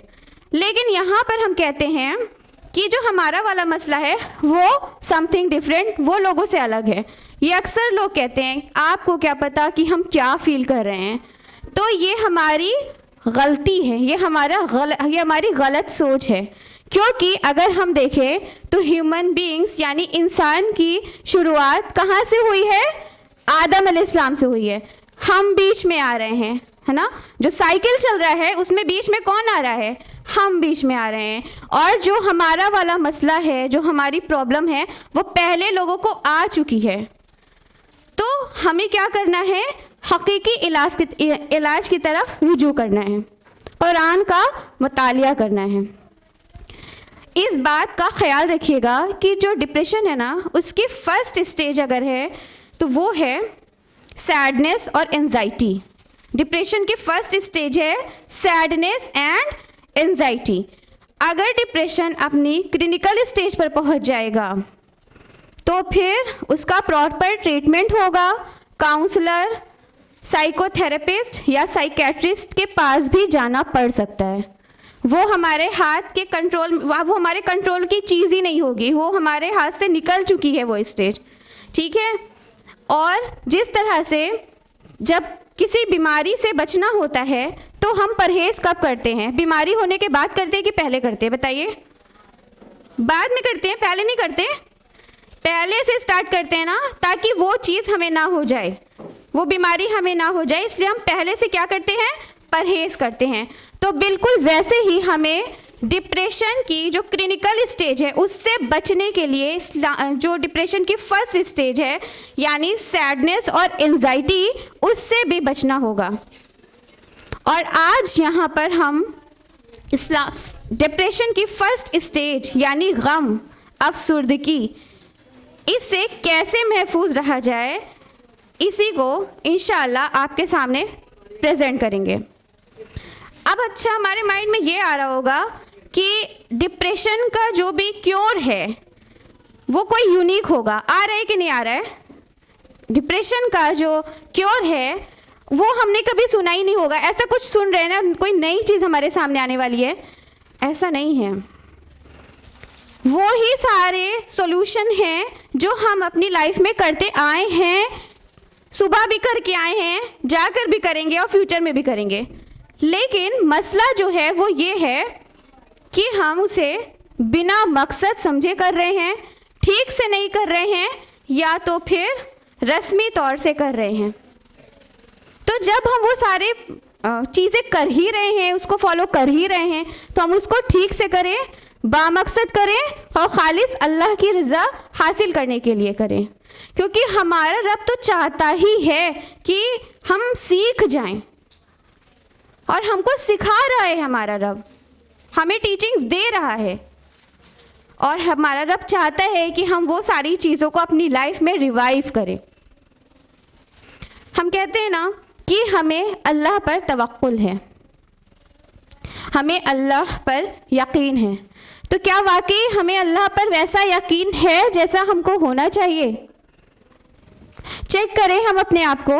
देखिए, होता ये है कि दुनिया में हम अल्लाह से ज़्यादा लोगों से उम्मीद करते हैं, लोगों की खुशी नाराज़गी का ख्याल रखते हैं कि अगर ये खुश हो गए, अगर ये हमसे नाराज़ हो गए तो हमें जॉब कैसे मिलेगी और हमारी पसंद का निकाह कैसे होगा। मतलब अल्लाह की मखलूक से हम इतनी उम्मीद रखते हैं, लेकिन उतनी उम्मीद और उतनी खुशी और नाराज़गी का हमें अल्लाह की नाराज़गी का कोई एहसास ही नहीं होता है। तभी तो हम लोगों को खुश करने में लगे रहते हैं, कभी तोहफे देकर और कभी रिश्वत देकर। एक मोमिन को अपने रब पर पूरा तवक्कुल करना चाहिए। हमारी दुआओं को कबूल करने वाला, हमारी परेशानियों को दूर करने वाला कौन है? वन एंड ओनली अल्लाह सुब्हान व तआला है। तो क्या हुआ कि हमारी लाइफ में कुछ डिलेज आ रहे हैं, इसके पीछे भी अल्लाह की हिकमत है। और हम अल्लाह के फैसले पर तभी राज़ी होंगे ना जब हमें अल्लाह पर तवक्कुल होगा। बाज़ औक़ात देखिए लोग अपने रिस्क को लेकर बड़े परेशान रहते हैं। अल्लाह सुब्हान ताला फरमाते हैं सूरह ज़ारियात सूरह नंबर 51 आयत नंबर 58 में, इन्नल्लाह हुवा रज़्ज़ाक़ु, और बेशक अल्लाह ही रिस्क देने वाला है। तो अल्लाह ताला कुरान में कह रहा है कि अल्लाह रिस्क देने वाला है, लेकिन हम परेशान हैं, खाएंगे कहाँ से, कमाएगा कौन, रिस्क कौन देगा। मतलब हमारा अमल ये शो करता है कि हमें अल्लाह पर ट्रस्ट नहीं है। और एक चीज़ और होती है सोसाइटी में, मान लीजिए कोई बहुत परेशान है, उसकी इबादत भी बहुत अच्छी चल रही है, अल्लाह ने उसके ऊपर ट्रायल और टेस्ट का टाइम डाला हुआ है, तो हम क्या करते हैं, उसके पीछे पड़े रहते हैं कि आपकी तो मतलब इबादत बहुत अच्छी है, आप तो माशाल्लाह नवाफिल भी अदा करते हैं, तब भी आपके हालात नहीं बदल रहे हैं, अल्लाह ताला नहीं तब्दील कर रहा है।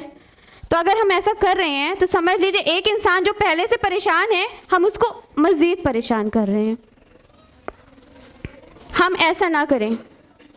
और जो इंसान जो वाकई स्ट्रेस में है, वो ऐसे लोगों की जहनियत को बिल्कुल भी पॉइंट ना करे, एक कान से सुने और दूसरे कान से निकाल दे, यही एक ऑप्शन है।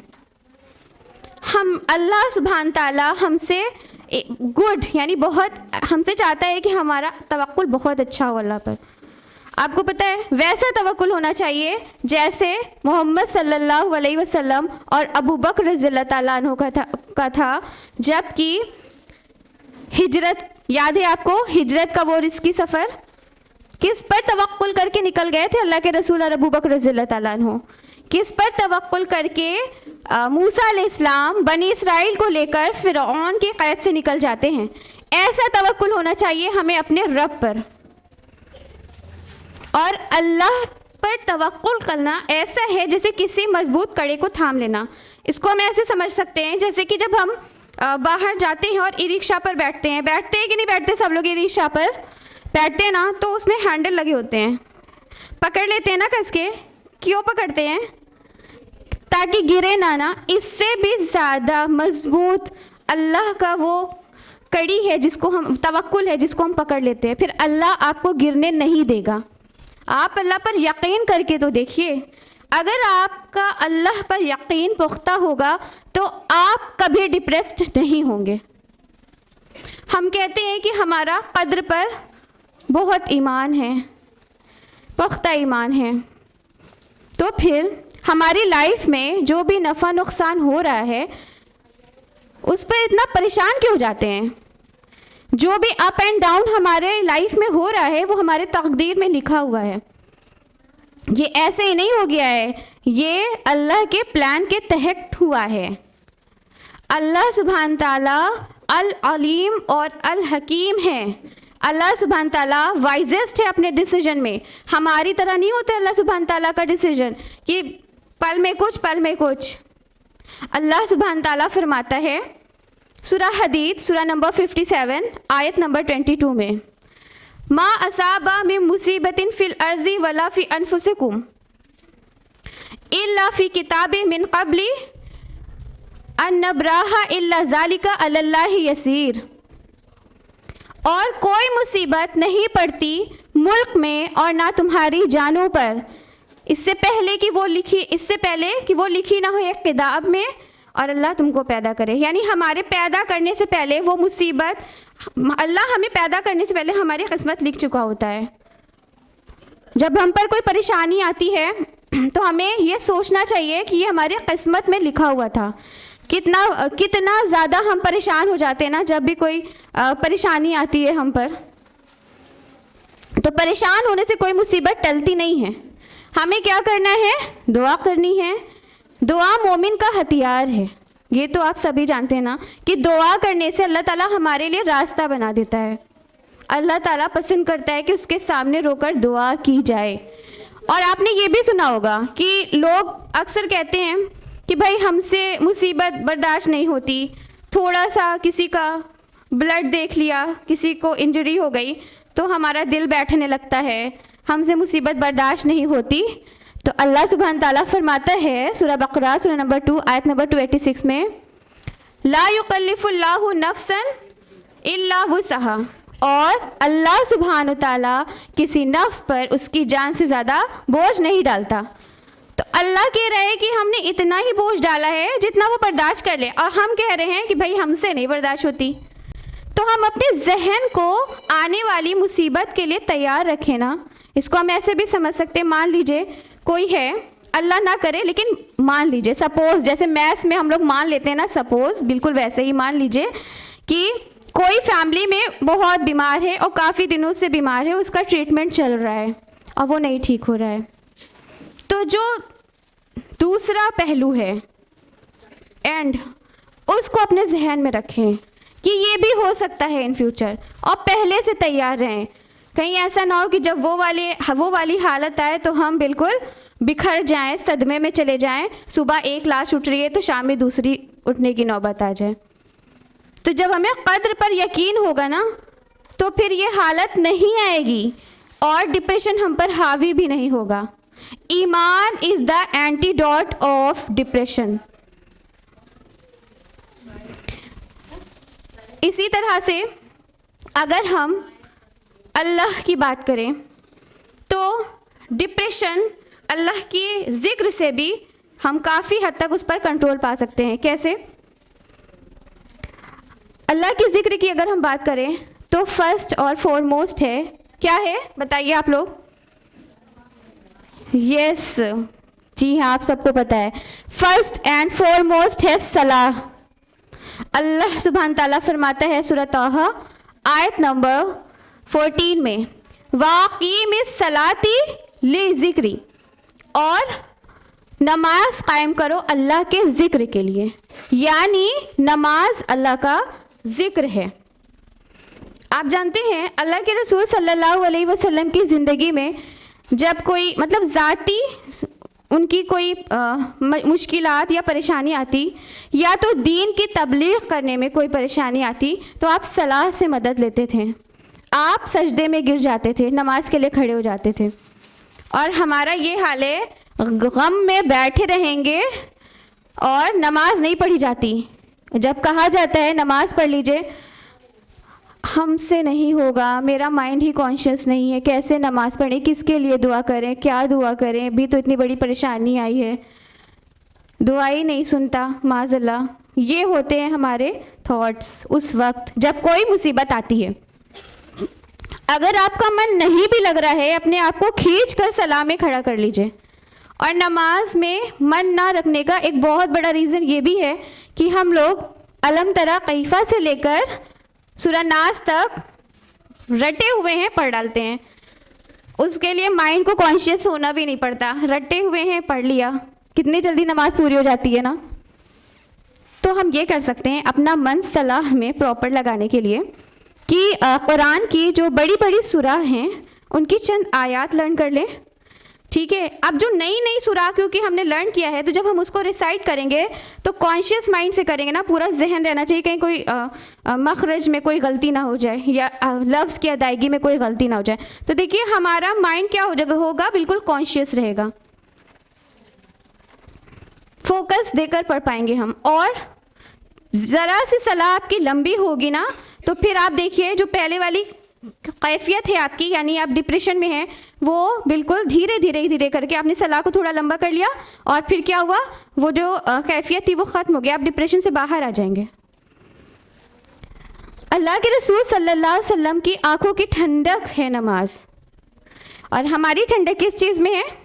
सलाह में तो नहीं है। कुकुम्बर के पीस काट कर लगा कर आँखों में लेट जाएंगे ब्यूटी पार्लर में या घर में, उससे आंखों को ठंडक मिलती है। हमारा रब, हमारे रसूल सल्लल्लाहु अलैहि वसल्लम फरमाते हैं कि नमाज आंखों की ठंडक है। उससे नहीं ठंडक मिलती, लेकिन वो जो ब्यूटिशियन अगर हमको नुस्खा बता देती है, वो करते हैं, न जाने कितना घंटा लगा देते हैं उसे करने में, लेटे रहते आराम से सुकून से। अल्लाह सुब्हान ताला फरमाता है सूरह बकरा सूरह नंबर 2 आयत नंबर 153 में, वाक़ई या अय्युहल्लज़ीना आमनुस्तईनु बिस्सब्रि वस्सलाह, और ए मोमिनो मदद हासिल करो सब्र और नमाज से। अल्लाह की याद का बेहतरीन सोर्स अल्लाह के रसूल सल्लल्लाहु अलैहि वसल्लम की सिखाई हुई मसनून दुआएं भी हैं। जानते हैं ना आप लोग, प्रॉफिटिक दुआ हम लोग उसको कहते हैं, समटाइम्स मसनून दुआएं, समटाइम्स प्रॉफिटिक दुआस कहते हैं। तो देखिए, अब क्योंकि हमारी रूह बीमार है ना, तो हम क्या करेंगे, जब हम बीमार होते हैं तो डॉक्टर जो प्रिस्क्रिप्शन पर लिखते हैं TDS मतलब 3 टाइम अ डे, यानी दिन में 3 बार हमको दवा लेनी होती है, मेडिसिन लेनी होती है। अब हमारी रूह बीमार है, रेस्टलेस है, बेचैन है, हमें क्या करना है, इसी TDS का फॉर्मूला अपनाना है। कैसे? मॉर्निंग अस्कार फॉर मॉर्निंग प्रोटेक्शन, इवनिंग अस्कार फॉर इवनिंग प्रोटेक्शन और बिफोर स्लीप अस्कार फॉर नाइट प्रोटेक्शन। यानी हम अल्लाह का जिक्र करें चलते फिरते, उठते बैठते, कभी तन्हाई में कभी लोगों के साथ। तन्हाई में तो हो भी जाता है, लेकिन जब लोगों के साथ बैठते हैं तो उनकी तरह की बातें करते हैं, कभी ऑनलाइन शॉपिंग, कभी बहुत एक्सपेंसिव कॉस्मेटिक और क्या क्या, कभी रेसिपीज़ पूछी जाती है नई नई, तो इस तरह की बातें करना पसंद करते हैं। और वो महफिल बेस्ट होती है जहाँ पर अल्लाह का जिक्र होता है। अल्लाह के ज़िक्र की अगर हम बात करें तो कुरान की रोज़ाना तिलावत करें। जब हम कुरान को प्रॉपर मखारिज के साथ पढ़ते हैं ना, तो आपको पता है जो हमारे जहन में जो एंजाइटी और स्ट्रेस होता है वो रिलीज़ होता है। कैसे? जब हम प्रॉपर मखारिज के साथ तेज़ आवाज़ से, अच्छी आवाज़ से तिलावत करते हैं तो हमारा वोकल सिस्टम पार्टिसिपेट करता है। और फिर क्या होता है कि जो पहले वाला स्ट्रेस, जो एंजाइटी वाला स्ट्रेस था, वो रिलीज़ होता है, और जो दूसरा स्ट्रेस पड़ रहा है, मतलब जब हम कुरान को रिसाइट कर रहे हैं तो ये वाला जो एक गुड स्ट्रेस है, ये स्ट्रेस उस स्ट्रेस को निकाल देता है। और हो सकता है कि आपने सुना हो, अगर आप किसी साइकोथेरेपिस्ट के पास गए हो तो आपको वो लाफ्टर थेरेपी बताते हैं, सजेस्ट करते हैं कि आप बहुत एंजाइटी है आपको, बहुत सैड हैं, तो आप क्या करिए, लाफ्टर थेरेपी करिए, और उसका अच्छा खासा पैसा भी लेते हैं। ये पता है आपको, ये जो लाफ्टर थेरेपी है, ये वही वर्क करता है जो कुरान की तिलावत करती है। लाफ्टर थेरेपी से भी जो हमारा वोकल सिस्टम है, उसका जो स्ट्रेस है वो रिलीज़ होता है। हमारा रब बता रहा है, हमें उसकी इम्पोर्टेंस नहीं होती, लेकिन अगर कोई काउंसलर बता देता है और जहाँ पर हम पैसा देकर आए होते हैं उस पर पूरा इत्मीनान होता है। इसी तरह से एक साइकोथेरेपी है, इंटेलेक्ट एनेस्थीसिया, हो सकता है आप लोगों ने इसका नाम सुना हो। इसमें ये काफ़ी महंगी होती है ये थेरेपी। इसमें क्या होता है कि कुछ स्टेप्स बताए जाते हैं, और वो स्टेप्स होते हैं मेडिटेशन करवाते हैं, मतलब पूरी दुनिया से उनका माइंड शिफ्ट करके, टर्न करके एक तरफ मेडिटेशन पे लाया जाता है। मसला इस इंटेलेक्ट थेरेपी पे नहीं है, मतलब इस इंटेलेक्ट एनेस्थीसिया मसला नहीं है। मसला ये है कि जब वो जो स्टेप्स होते हैं उससे इंसान अपने रब को भी भूल जाता है। वो लोग हर तरफ से दिमाग को एक तरफ ले आते हैं। लेकिन जब हम सलाह पढ़ते हैं और अज़कार पढ़ते हैं और तिलावत करते हैं, तो भी तो हम दुनिया से कटकर अपने रब की तरफ मेडिटेशन करते हैं, तो उसको हम कोई इम्पोर्टेंस नहीं दे रहे हैं। जहाँ पर हज़ारों फेंक कर हमको बताया जा रहा है कि आप लाफ्टर थेरेपी से हेल्प लें, इंटेलेक्ट एनेस्थीसिया बताएं, उस पर बड़ा यकीन है। रब से ज़्यादा लोगों पर यकीन है कि नहीं, अमल बता रहा है कि नहीं बता रहा है। तो ये अगर हम इसको करेंगे तो इंशाल्लाह हमें डिप्रेशन नहीं होगा। इसी तरह से अगर हम अपना साइकोलॉजी कहती है कि हमें अपने माइंड को क्या करना है, टर्न करना है। It's a mental exercise. Psychology कहती है कि जिस तरह से हमारा माइंड सोचता है, ठीक है, जिस तरह की हमारी सोच है वैसा हमारे जहनियत बन गई, और जैसी हमारी जहनियत है बिल्कुल वैसा ही हमारा माइंड वर्क करता है। इसको एक एग्जाम्पल से समझाते हैं। मान लीजिए एक पिक्चर है, इमेजिन करिए सब लोग, उसमें एक बॉय है, उस बॉय के पास 1 पीस ऑफ केक है, और वो 1 पीस ऑफ केक यानी केक का एक टुकड़ा लेकर बहुत खुश है, बहुत खुश है। बिल्कुल उसी तरह से देयर इज़ अनदर पिक्चर, उसमें भी एक बॉय है और उसके पास पूरा एक समूचा केक है, लेकिन उस केक में एक स्लाइस मिसिंग है। और ये जो दूसरी वाली पिक्चर का बॉय है ये बहुत सैड है। आप जल्दी से बताएं क्यों सैड है? उसका फोकस इस बात पर है मुझे क्या नहीं मिला। फर्स्ट पिक्चर में फोकस इस बात पे है कि मुझे क्या मिला, तो हमें क्या मिला? It's a positive attitude, positive thinking. हमें क्या नहीं मिला? It's a negative attitude, negative thinking. ठीक है, तो और हमारा रब हमें बिल्कुल सिंपल सा फार्मूला बताता है कि जब कभी आपको लगे कि आपको ये चीज़ें नहीं मिली तो आप क्या करें। फरमाया सूरा निसा सूरा नंबर 4 आयत नंबर 32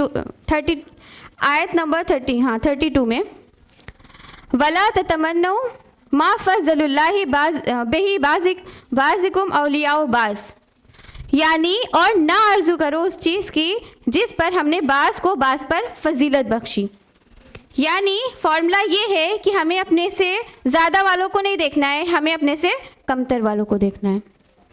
जब आप ऐसा करेंगे, इस फॉर्मूले को, कुरान की इस आयत को मानेंगे ना, तो देखिए आपके अंदर शुक्रगुजारी आएगी। और अल्लाह सुब्हान ताला फरमाता है सूरह इब्राहिम सूरा नंबर 14 आयत नंबर 7 में लइन शकरतुम लअज़ीदन्नकुम, और तुम मेरी नेमत का शुक्र करो ताकि तुम्हारी नेमतें और बढ़ा दी जाएं। और उसी जगह सूरह बकरा सूरा नंबर 2 आयत नंबर 152 में फरमाता है वला तकफुरून, और ना शुक्री करो मेरी। अब देखिए, अब हम इस पर अपना जो फोकस है इसको शिफ्ट कर रहे हैं, तो कितनी आसानी से जो हमारी पॉजिटिव थिंकिंग है वो हमारी जो निगेटिव थिंकिंग है वो पॉजिटिव थिंकिंग की तरफ आ गई। हम अल्लाह के शुक्रगुजार भी बन गए, अल्लाह हमसे खुश भी हो जाएगा इंशाल्लाह, और अल्लाह अपनी नेमत को हम पर और बढ़ा भी देगा। इसी तरह से समटाइम्स वर्क प्लेस, यहाँ पर जो वर्किंग लेडीज़ हैं, वर्क प्लेस पर कभी कभी क्या होता है, कुछ ऐसे लोग होते हैं जिनको देखकर बड़ी चिढ़ सी होती है, इरिटेशन होने लगता है सिर्फ उनको देखकर, या कभी बाज़ औक़ात हम लोग ये बोल देते हैं अरे किसका मुंह देख लिया सुबह सुबह, अब तो दिन पूरा ख़राब, बोलते हैं ना हम लोग। तो अब जबकि आपको करना उसी के साथ काम है, कोई और ऑप्शन नहीं है, रहना उसी के साथ है, करना उसी के साथ आपको वर्क है, तो करें क्या? दिन भर इरिटेट हो, गुस्सा करें? नहीं, यहाँ पर भी हमें अपना फोकस शिफ्ट करना है। आप जानते हैं ना, अल्लाह सुब्हान ताला ने इंसान को खूबियों और खामियों का मुरक्कब बनाया है। ना पूरा इंसान अच्छा है और ना ही पूरा बुरा है, समझ रहे हैं ना? हाँ, रेशियो अप डाउन हो सकता है कोई 80% अच्छा हो और 20% ख़राब हो, या कोई 80% ख़राब हो और 20% अच्छा हो। ठीक है, अल्लाह ने सबको खूबी भी दी है, खामी भी दी है। अब वो इंसान जिसको देखकर हम इरिटेट हुए जा रहे हैं, और समटाइम्स फैमिली में भी होता है, अगर हस्बैंड वाइफ की रिलेशनशिप अच्छी नहीं है तो हस्बैंड को देखकर वाइफ को डिप्रेशन, और वाइफ को देखकर हस्बैंड को डिप्रेशन होने लगता है। अब ऐसी कंडीशन में क्या करें, इसको भी एक एग्जाम्पल से समझ सकते हैं।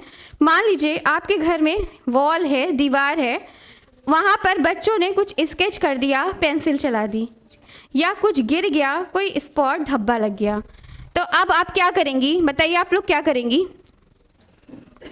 ऐसे छोड़ देंगी?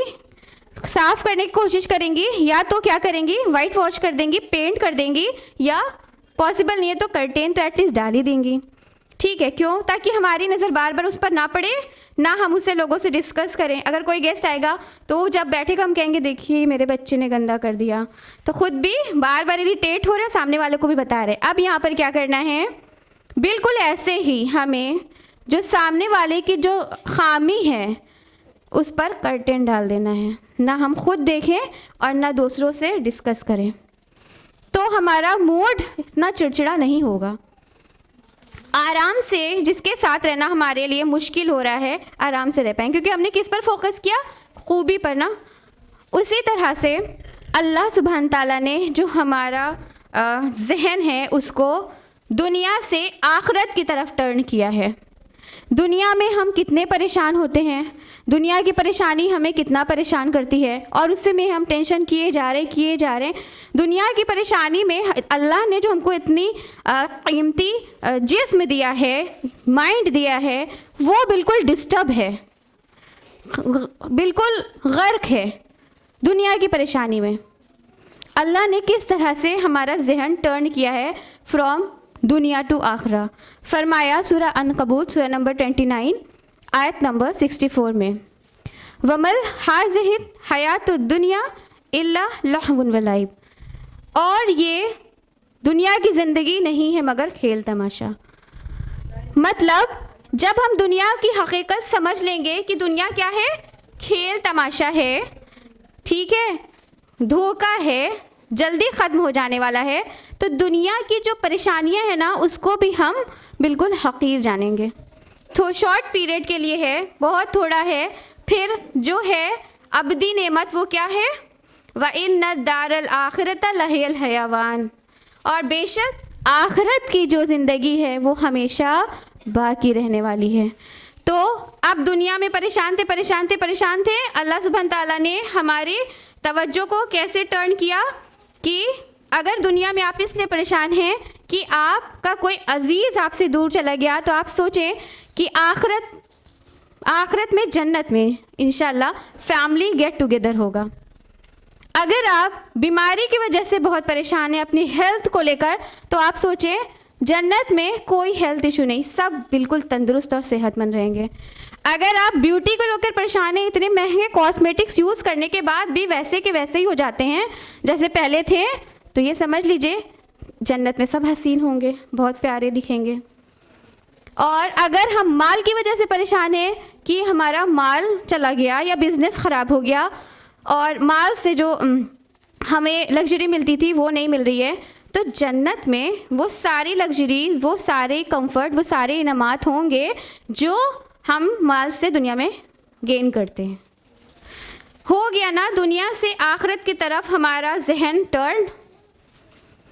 और फिर उस चीज़ का कि क्या फ़िक्र करना जो हमारे हाथ में ही नहीं है, आखिरत हमारे हाथ में है। हम अच्छी गुड डीड कर ले और आखिरत में अपना ठिकाना जन्नत को बना ले। बहुत आराम से इस तरह से हमने अपना जो फोकस था उसको शिफ्ट कर लिया। और हाँ, फिर भी कुछ लोग कहते हैं भाई हमारा मिजाज ही है, हमें अपनी जनरेशन से मिला है कि वो बहुत सोचते थे, बहुत दूर की सोचते थे, हम भी सोचते हैं, टेंशन मेरे मिजाज में है। तो अल्लाह ताला कहता है ठीक है, अगर आपके मिजाज में टेंशन है तो आप टेंशन लीजिए, आखिरत की लीजिए, उस वक्त की लीजिए जब अल्लाह सुब्हान ताला के सामने हाजिर होना है। उस वक्त को सोचिए जब नफ्सी नफ्सी का आलम होगा, कोई किसी को पहचानेगा नहीं, और वो उस वक्त सोच के उसको टेंशन करके सजदे में गिर जाइए, रोइए, गिड़गिड़ाइए, अल्लाह से दुआ करिए। और अल्लाह सजदे में गिरना, दुआ करना ये डिप्रेशन का साइन नहीं है, इट्स अ गुड साइन। हो गया ना हमारी दुनिया की फ़िक्र कम, और क्यों हो गई, क्योंकि हमने अपना जो फोकस था वो आखिरत पर कर लिया। उसी तरह से अगर हम बात करें तो हमें अपना फोकस पास्ट से प्रेजेंट की तरफ लाना है। समटाइम्स होता ये है कि हमारे पास्ट में कुछ ऐसी ट्रेजिक स्टोरी होती है जिससे हम बाहर नहीं निकल पाते। कुछ ऐसा हो गया होता है कि वो बिल्कुल हमारे माइंड पर हावी रहता है, उसी के उठते बैठते उसी को सोचते रहते हैं, और उससे इफ़ेक्ट करके न जाने हमारे प्रेजेंट में कितनी चीज़ें ख़राब होती चली जाती हैं। तो आप अपने पास्ट को एज अ रेफरेंस समझें। Past is a reference, not a residence. जो लेसन आपको पास्ट से लेना है, जो भी गलती आपने पास्ट में की थी उससे सबक लें, और फिर अपने प्रेजेंट को क्या करें, फोकस करें प्रेजेंट पर। और अल्लाह के रसूल सल्लल्लाहु अलैहि वसल्लम की ये बहुत ही प्यारी दुआ है, इसको रिसाइट करें। अल्लाहुम्मा इन्नी औज़ु बिका मिनल हम्मी वल हुज़्नी, और ए अल्लाह बेशक मैं फ़िक्र और गम से तेरी पनाह मांगती हूँ। उसी तरह से अल्लाह का तक़वा इख्तियार करें। अल्लाह का तक़वा इख्तियार करने का पूरे ईयर में एक बहुत ही प्यारा मंथ है हमारे लिए, वो कौन सा है बताइए? रमज़ान। Very good. रमज़ान में हमें अल्लाह सुब्हान ताला अल्लाह सुब्हान ताला की टीचिंग्स के ज़रिए हमें 30 डेज ट्रेनिंग मिलती है कि नहीं मिलती? रमज़ान की लाइफ कैसी होती है? कुछ गलत नहीं करना, किसी को गलत बोलना नहीं, अगर कोई गलत बोल कर चला भी जाए तब भी खामोश रह जाना, सब्र कर लेना, कंट्रोल कर लेना। तो 30 डेज़ की जो हमारी ट्रेनिंग होती है उसको हमें 11 मंथ में अप्लाई करना है, उस पर प्रैक्टिस करना है। ये नहीं कि 30 मंथ में ही सिर्फ करना है, वो तो ट्रेनिंग पीरियड है। और जो हमारे आने वाले जो लाइफ है, जब तक हम जिंदा हैं तब तक हमें उस पर क्या करना है? प्रैक्टिस करना है। लअल्लकुम तत्तकून की जो कैफियत है वो हमारे अंदर आ जानी चाहिए। अल्लाह सुब्हान ताला फरमाता है सूरह तलाक सूरह नंबर 65 आयत नंबर 2-3 में, वमन यत्तकिल्लाह यजअल लहू मखरजा व यरज़ुक़हु मिन हैसु ला यहतसिबु, और जो अल्लाह का तक़वा इख्तियार करेगा अल्लाह उसके लिए राह निकाल देगा और उसको ऐसी जगह से रिस्क देगा जिसके बारे में उसने कभी गुमान भी ना किया हो। सुभान अल्लाह, कितनी अच्छी बात है ना कि परेशानी भी हमारी दूर हो गई और जो मौज थी वो भी मिल गई। और कभी आप सर्च करके देखें तो इस आयत के रेफरेंस में कितनी सारी स्टोरीज़ है, बहुत सारी स्टोरीज़ है कि किस किस तरह से अल्लाह ताला कैसे लोगों के लिए रास्ता बना देता है और साथ ही साथ रिस्क भी देता है। उसी तरह से डिप्रेशन को हम बैलेंस करने के लिए, एंजाइटी से बचने के लिए हम सोशल एक्टिविटीज़ में पार्टिसिपेट कर सकते हैं। जैसे दूसरों की हेल्प करना। अभी लास्ट मंथ जो लेक्चर हुआ था वो भी यही था ना, शेयरिंग, इम्पोर्टेंस ऑफ शेयरिंग पर था, आर्ट ऑफ शेयरिंग, कि दूसरों की हेल्प करके कितना सुकून मिलता है। तो ये भी सोशल एक्टिविटी है। और बाज़ औक़ात लोगों की ये सोच होती है कि अभी तो खुद ही इतना परेशान है, हमारी परेशानी तो सॉल्व हो नहीं रही है, चले हम दूसरों को देखने।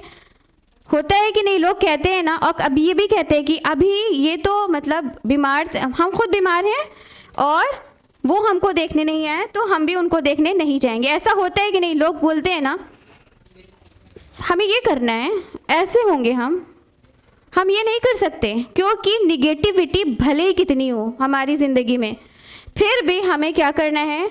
दूसरों की मदद करनी है और अपनी जो वैल्यू है, value of our life improve करना है। बाहर निकलें, देखें कौन भूखा है, उसको खाना खिला दें। कौन है जो एजुकेशन गेन करना चाहता है, फाइनेंशियल कंडीशन इतनी वीक है, नहीं कर पा रहे हैं, उसकी हेल्प करा दें, उसका कहीं एडमिशन करा दें। दुनिया में लोग गर्क हैं, सिराते मुस्तकीम से भटके हुए हैं, उनको दावत के ज़रिए, तबलीग के ज़रिए, कुरान और हदीस के ज़रिए उसको वापस सिराते मुस्तकीम पर ले आएं। इसके बाद जो आपको खुशी मिलेगी ना दूसरों के काम आकर, वो खुशी आपको 16 आना और 24 कैरेट गोल्ड, प्योर गोल्ड ख़रीद कर भी नहीं मिलने वाली है। गोल्ड ख़रीदने पे बहुत खुश होती है ना लेडीज़, और ऐसा करने पर देखिए दुनिया में जिसकी आप हेल्प कर रही हैं वो आपको दुआएं देगा और आखिरत में आपके लिए ख़जाना तैयार हो रहा है, नेकी का ख़जाना। तो अगर हम ये सोचते हैं कि जब हालात अच्छे होंगे, फेवरेबल कंडीशन होगी तब करेंगे, तो क्या गारंटी है कि हालात बदलेंगे तो हम जिंदा रहेंगे? हो सकता है हालात बदलने से पहले हम ही ख़त्म हो जाएं। और कुरान की इस आयत को हमेशा याद रखिए। फरमाया सूरह शरा सूरह नंबर 94 आयत नंबर 6 में, इन्नमाल उसरी युसरा व इन्नमाल उसरी युसरा, बेशक हर मुश्किल के साथ आसानी है, बेशक हर मुश्किल के साथ आसानी है। गौर करिए इसके ट्रांसलेशन पर, हर मुश्किल के बाद आसानी नहीं, हर मुश्किल के साथ आसानी है। अगर अल्लाह ने आपको मुश्किल दी तो उसका सब्स्टिट्यूट उसके साथ आसानी को रखा है। अमल तो करके देखिए इस आयत पर। पेरेंटिंग की अगर हम बात करें तो तरबियत, क्या कहना है इस 21st सेंचुरी की तरबियत। बचपन से इतनी पैम्परिंग करते हैं अपने बच्चों की, इतनी इतनी छोटी से छोटी बड़ी से बड़ी सारी चीज़ें मुहैया कराते हैं। फिर जब एडवर्स कंडीशन आती है तो बच्चा संभल नहीं पाता। याद करिए इब्राहिम अलैहिस्सलाम की तरबियत, पूरा वाक़या आप सभी को मालूम होगा। अभी आप किसी बच्चे से कहिए चलिए आपके अब्बा आपको ज़िबा करने ले जा रहे हैं, क्या कहेगा वो? उसका क्या तर्ज अमल होगा, उसका क्या रिएक्शन होगा? बताइए क्या होगा?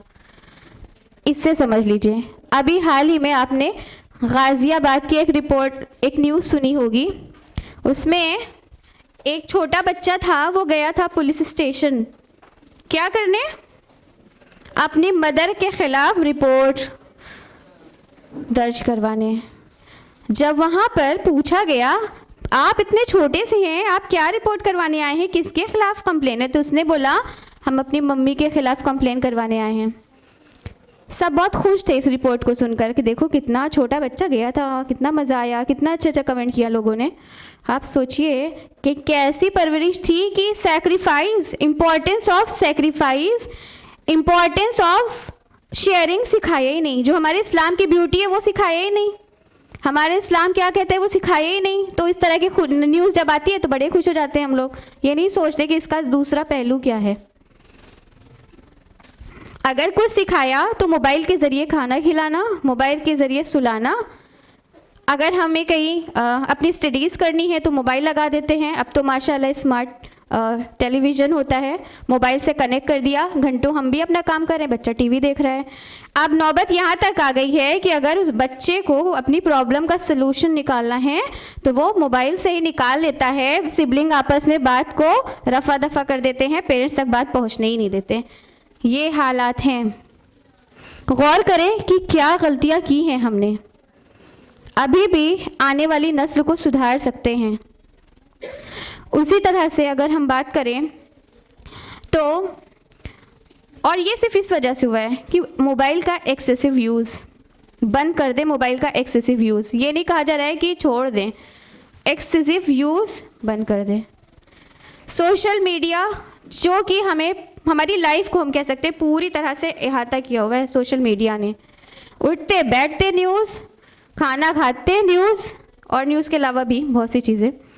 न्यूज़ फीड की हमें आदत बन गई है। इसको एक एग्जांपल से हम समझ सकते हैं। फ्रिज सभी के घर में है ना। आप फ्रिज में अगर हेल्दी फूड रखेंगी और जब आपको भूख लगेगी आप फ्रिज खोलेंगी तो वही हेल्दी फूड आप खाएंगी जो आपने रखा है। उसी जगह अगर आप अल्कोहल और वाइन और ड्रग्स रखेंगी तब भी आप भूख लगी है, फ्रिज खोलेंगी, यही तो इनटेक करेंगी ना। और ये क्या करेगा? ये वर्क करेगा एज अ स्लो पॉइजन। तो हम भी सोशल मीडिया यानी मोबाइल, यूट्यूब की बात करें तो जो हम सर्च करें इट शुड बी हेल्दी, वो हेल्दी होना चाहिए। जब हम मोबाइल या यूट्यूब या फेसबुक, सोशल मीडिया पर जाते हैं तो क्या देखते हैं? हाउ टू लुक ब्यूटीफुल, हिजाब ट्यूटोरियल, एक घंटा। अगर एक पार्टी में जाना होता है एक घंटा देखते हैं कि आज कॉकी कैसे सबसे प्यारे लगेंगे, फिर किसको कितना लाइक मिला, कौन कहाँ घूमने गया है, फिर सोचते हम भी पहुँच जाएं वहीं। और अगर अल्लाह ने फाइनेंशियल कंडीशन इतनी स्ट्रांग नहीं बनाई है तो डिप्रेशन में चले जाते हैं। है ही नहीं है पैसा, क्यों परेशान है, मुझे मेरा वहाँ जाना ख्वाब था, अब मनी नहीं है, कैसे जाएं, हो गए डिप्रेस्ड। तो नहीं होना है ना, हमें वो करना ही नहीं है ये सारी चीज़ें। हमें सोशल मीडिया से, यूट्यूब से हेल्दी रिलेशनशिप बनानी है। वो कैसे हो सकती है? हम जब यूट्यूब पर जाएं तो हम ये भी तो देख सकते हैं ना कि हम अच्छे मोमिन कैसे बन सकते हैं, हम अपना ईमान कैसे बूस्ट कर सकते हैं। ये सारी चीज़ें देखें तो हमें नहीं होगा डिप्रेशन। और आपने ये भी मतलब नोटिस किया होगा कि जिस तरह की वीडियो आप सर्च करते हैं यूट्यूब आपको बिल्कुल वैसा ही वीडियो सजेस्ट करता है। जैसी चीज़ आपने सर्च की नेक्स्ट जो वीडियो होती है उसका सजेशन वैसे ही होता है। तो हेल्दी रिलेशनशिप बनाएं सोशल मीडिया से। उसी तरह से अगर हम बात करें तो हम ख़वातीन स्पेशली एक बहुत ही हमारे अंदर ये थिंकिंग होती है कि हम ही हम मिस परफेक्ट हैं। जिस महफिल में जाएं हमारा ड्रेस बेस्ट, पार्लर से तैयार हो तो हर जगह जहाँ जाए महफिल में बिजली गिराएं। और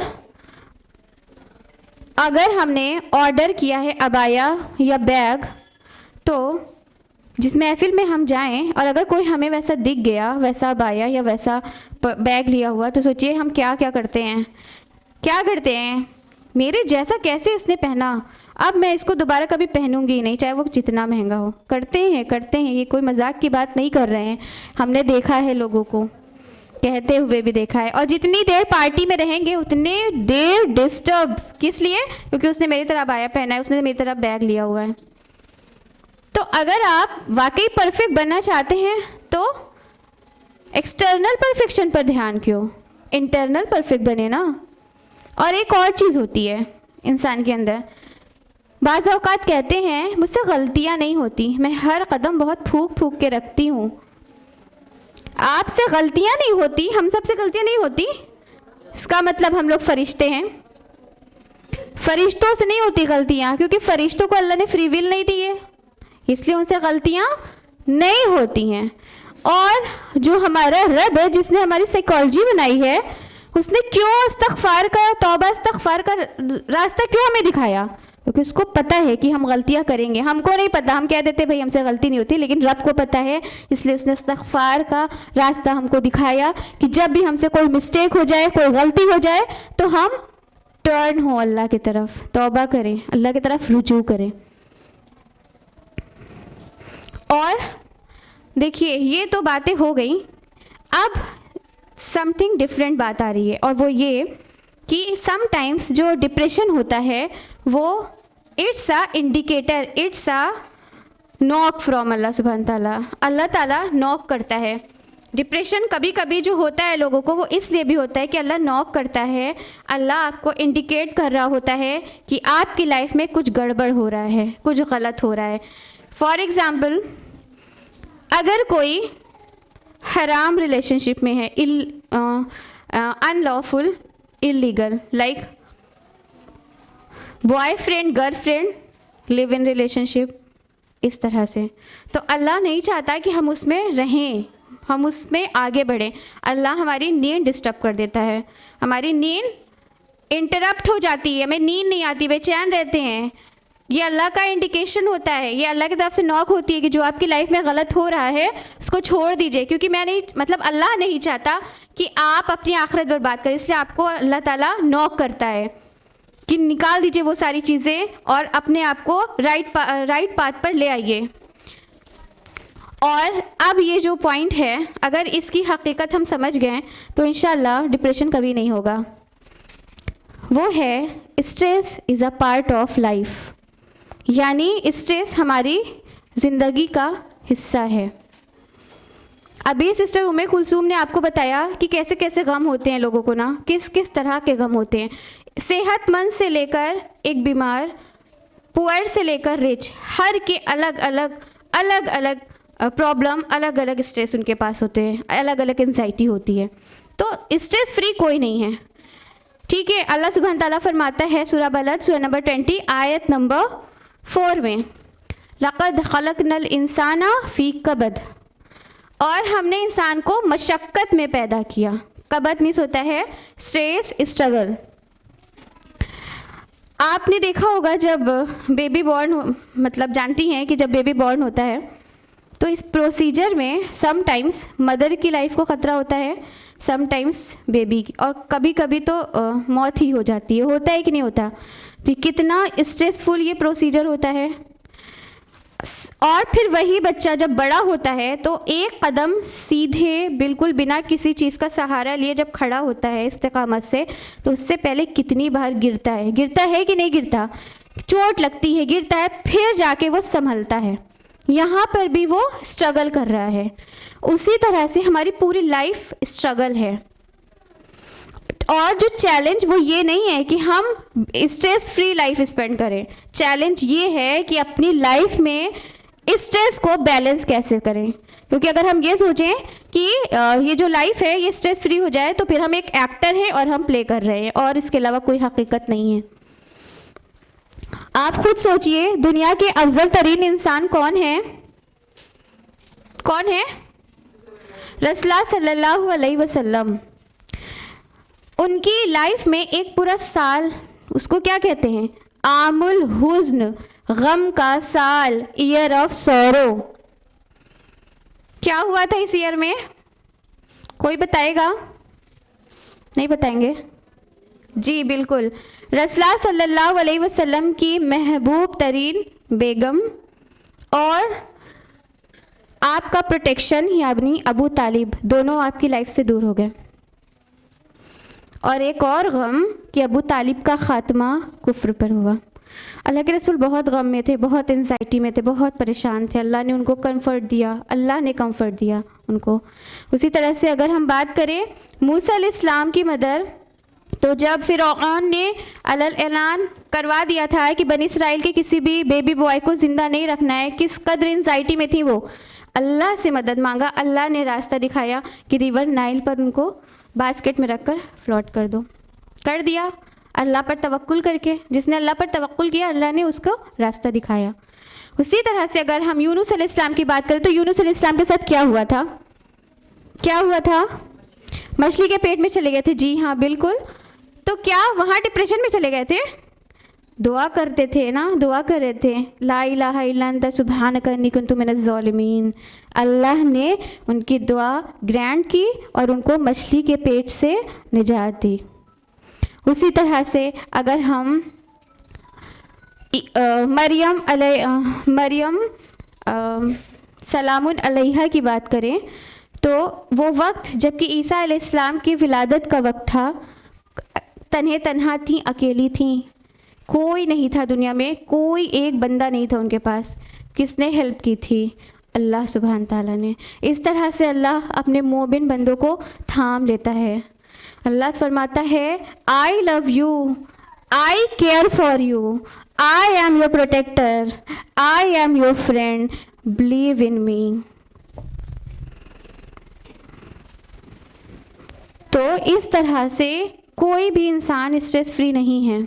और इस बात को ध्यान रखिए, अपने जहन में बिठा लीजिए कि हम इस दुनिया में क्यों आए हैं, क्या करने आए हैं। अल्लाह सुब्हान ताला का जो तख्लीकी मंसूबा वो क्या है? वो ये है कि हमें इस दुनिया में भेजा जा रहा है और इस दुनिया में हम टेस्ट देंगे। टेस्ट में जो भी हमारा मार्क्स होगा, उसी के अकॉर्डिंग आखिरत में हमारा फाइनल डेस्टिनेशन होगा। और जो डेस्टिनेशन है ना, वो बहुत ह्यूज है, एंडलेस है और इटर्नल है। और इधर रिवॉर्ड और पनिशमेंट। तो जब हम इस तरह से अपनी ज़िंदगी गुजारेंगे, तो हमारी लाइफ में कोई है जिसको देखकर हमको कोई भी आ जाए जिसको देखकर हमें इरिटेशन होता है, तो हम क्या करें? सब्र कर लें। ठीक है, समझ लीजिए यहाँ पर सब्र का मरहला है, सब्र का टेस्ट है। उसी तरह से अगर आपको बहुत सारी नेमत मिली है, ब्लेसिंग्स अल्लाह की, तो आप सोचें कि ये शुक्र का टेस्ट है। उसी तरह से फेलियर फेलियर फेलियर आ रहा है, तो आप समझ लीजिए ये इस्तिकामत का टेस्ट है। और अपनी लाइफ इस विजन पर गुजारें कि हमें वापस पलट कर जाना है। दुनिया बहुत हकीर है, शॉर्ट टाइम के लिए है। ठीक है, तो दुनिया को में उलझना ही नहीं है, अपने आप को गारत नहीं करना है दुनिया में उलझ के। हाँ, अमल के लिहाज से सीरियस समझना है, अमल तो दुनिया में करना है, तभी तो आखिरत में वहाँ पर हमारे लिए रिवॉर्ड है। तो जब हम ये समझ जाएंगे ना, कॉन्सेप्ट क्लियर रहेगा, तो फिर दुनिया में ना किसी से बुग्स होगा, ना किसी से हसद होगी, ना किसी को हम हीरो समझ लेंगे, ना किसी को ज़ीरो समझ लेंगे। और डिप्रेशन का तो कोई सवाल ही नहीं है। मैं अपनी गुफ्तगू और अल्लाह के रसूल सल्लल्लाहु अलैहि वसल्लम की एक बहुत ही प्यारी से दुआ से ख़त्म करना चाहती हूँ। अल्लाहुम्मा अंत रब्बी ला इलाहा इल्ला अंता खलक़तनी, और ए मेरे रब, तू ही मेरा, और ए अल्लाह तू ही मेरा रब है, तेरे सिवा कोई माबूद नहीं। मैं तेरा बंदा हूँ, मैं अपनी क़ुव्वत के मुताबिक तेरे अहद व पैमान पर कायम हूँ। ए अल्लाह मैं तुझसे उस शर की चीज़ से पनाह मांगता हूँ जिसका मैंने इर्तिकाब किया।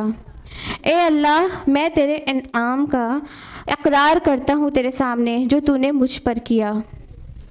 ए अल्लाह मेरे गुनाहों को माफ़ कर दे और मुझे बख्श दे। आमीन या रब्बुल आलमीन। वाखिरु दावाना अल्हम्दुलिल्लाहि रब्बिल आलमीन। वस्सलामु अलैकुम वरहमतुल्लाहि वबरकातुहू। जज़ाकल्लाह खैर सिस्टर शाइस्ता। सिस्टर शाइस्ता ने हमें बखूबी बताया इस्लामिक क्योर ऑफ डिप्रेशन। अगर हम इंसान अपने इस्लाम के 5 पिलर्स को अच्छी तरह से फॉलो कर लें तो हमें ये बीमारी छू भी नहीं सकती है। चलिए हम अपने प्रोग्राम के नेक्स्ट सेशन की तरफ बढ़ते हैं। हमारी ऑर्गेनाइजेशन IERO तरबियतुल बनात क्लास कंडक्ट कराती है। इन तरबियतुल बनात classes students are being prepared to live their lives according to the values and teachings of the holy Quran.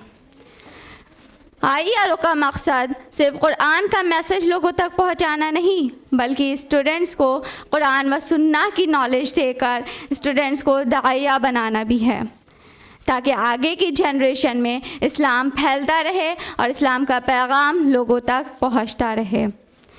Mrs अस्मा शम्स के अंडर में ये ट्रेनिंग दी जाती है और अल्हम्दुलिल्लाह हमारे स्टूडेंट्स इस ट्रेनिंग को पूरा करके दाइया बनने के लिए तैयार हैं। विनर्स के नाम अनाउंस करने से पहले मैं स्टेज पर इनवाइट करती हूँ मिसेस अस्मा शम्स को।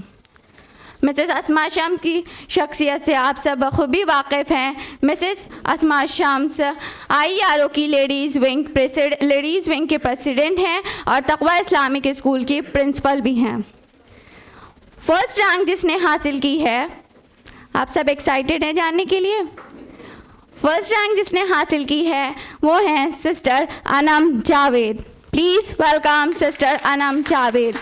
सिस्टर अनम जावेद अभी ही 12 पास आउट किया इन्होंने और ये नीट की प्रिपरेशन भी कर रही हैं। इन्होंने इतनी सी उम्र में भी हम सबको साबित कर दिया कि मॉडर्न एजुकेशन के साथ साथ इस्लामिक नॉलेज भी हासिल की जा सकती है। और ये तक़वा इस्लामिक स्कूल की स्टूडेंट्स भी रह चुकी हैं। इनकी बुनियादी तालीमात तक़वा इस्लामिक स्कूल की है। जब बचपन से ही इतनी अच्छी तालीम दी जाए, तरबियत दी जाए तो स्टूडेंट्स बड़े होकर डॉक्टर इंजीनियर बनने के साथ साथ दाइया भी बन सकते हैं। Many congratulations sister Anam Javed. Now second rank जिसने हासिल की है वो हैं sister Ruqaiya Firoz. Please welcome sister Ruqaiya Firoz. Sister Ruqaiya Firoz, she is the teacher of Taqwa Islamic School and also pursuing masters in chemistry from Allahabad University. Many congratulations sister Ruqaiya Firoz. इन्होंने इतने busy schedule होने के बाद भी अपनी दीन की तालीम को हासिल करने को तरजीह दी है और ये हम सब के लिए एक सीख है कि इतनी बिज़ी शेड्यूल होने के बाद भी इस्लामिक नॉलेज हम सबको हासिल करना मुश्किल हो सकता है पर नामुमकिन नहीं है ना। इसके साथ ही 100% अटेंडेंस के साथ अप्रिशिएट किया जाता है sister Fauzia. Please welcome sister Fauzia. Sister Fauzia की मैं एक ख़ास बात बता दूं आपको कि ये एक रिवर्ज हैं। इन्होंने इस्लाम हक़ को पहचान कर दीन इस्लाम को गले से लगा लिया। Please welcome sister Fauzia. और सिस्टर फौजिया एक वर्किंग वुमेन है और ये हमारे लिए एक सोर्स ऑफ इंस्पिरेशन है। ये एक वर्किंग वुमेन है अलॉन्ग विथ 3 किड्स और ये इतनी दूर का सफ़र तय कर महवा से आती हैं यहाँ पर सिर्फ दीन की नॉलेज हासिल करने के लिए। Many congratulation sister Fauzia.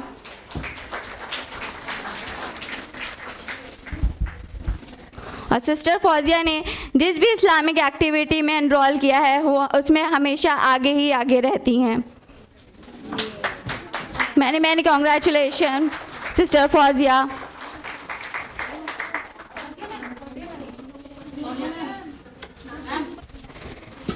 के साथ ही साथ सर्टिफिकेट ऑफ कॉम्प्लीशन दिया जाता है। Sister Unsa Murtaza, please welcome sister Unsa Murtaza.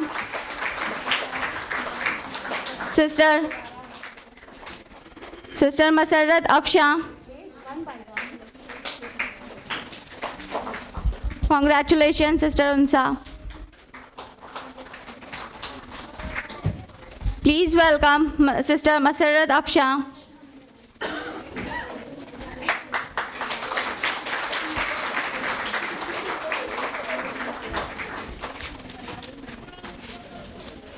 Sister Fauzia, please stage पर आए, अपना सर्टिफिकेट ऑफ कॉम्प्लीशन कलेक्ट करें।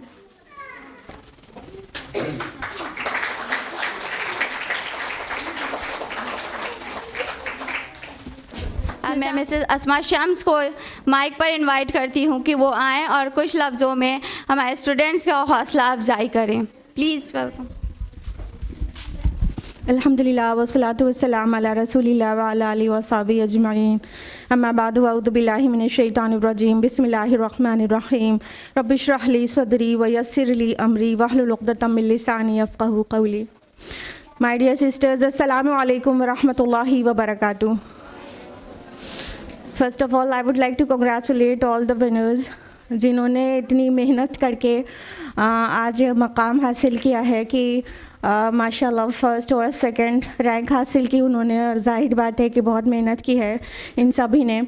और अनम जावेद जो कि सिर्फ क्लास 12th अभी पास हैं और अभी वो नीट की प्रिपरेशन कर रही हैं। जस्ट लास्ट ईयर उन्होंने 12th किया है, क्योंकि उनकी स्कूलिंग तक वो इस्लामिक स्कूल की है अल्लाह के फजल से, तो इतना आसान हुआ उनके लिए। कॉन्सेप्ट्स उनके क्लियर थे और वाइवा बहुत अच्छा हुआ, प्रेजेंटेशन बहुत आसान थी। तो अल्लाह ताला का शुक्र है कि हमें अपने बच्चों को जब सिखाना पड़ता है तो बहुत कम सिखाना पड़ता है।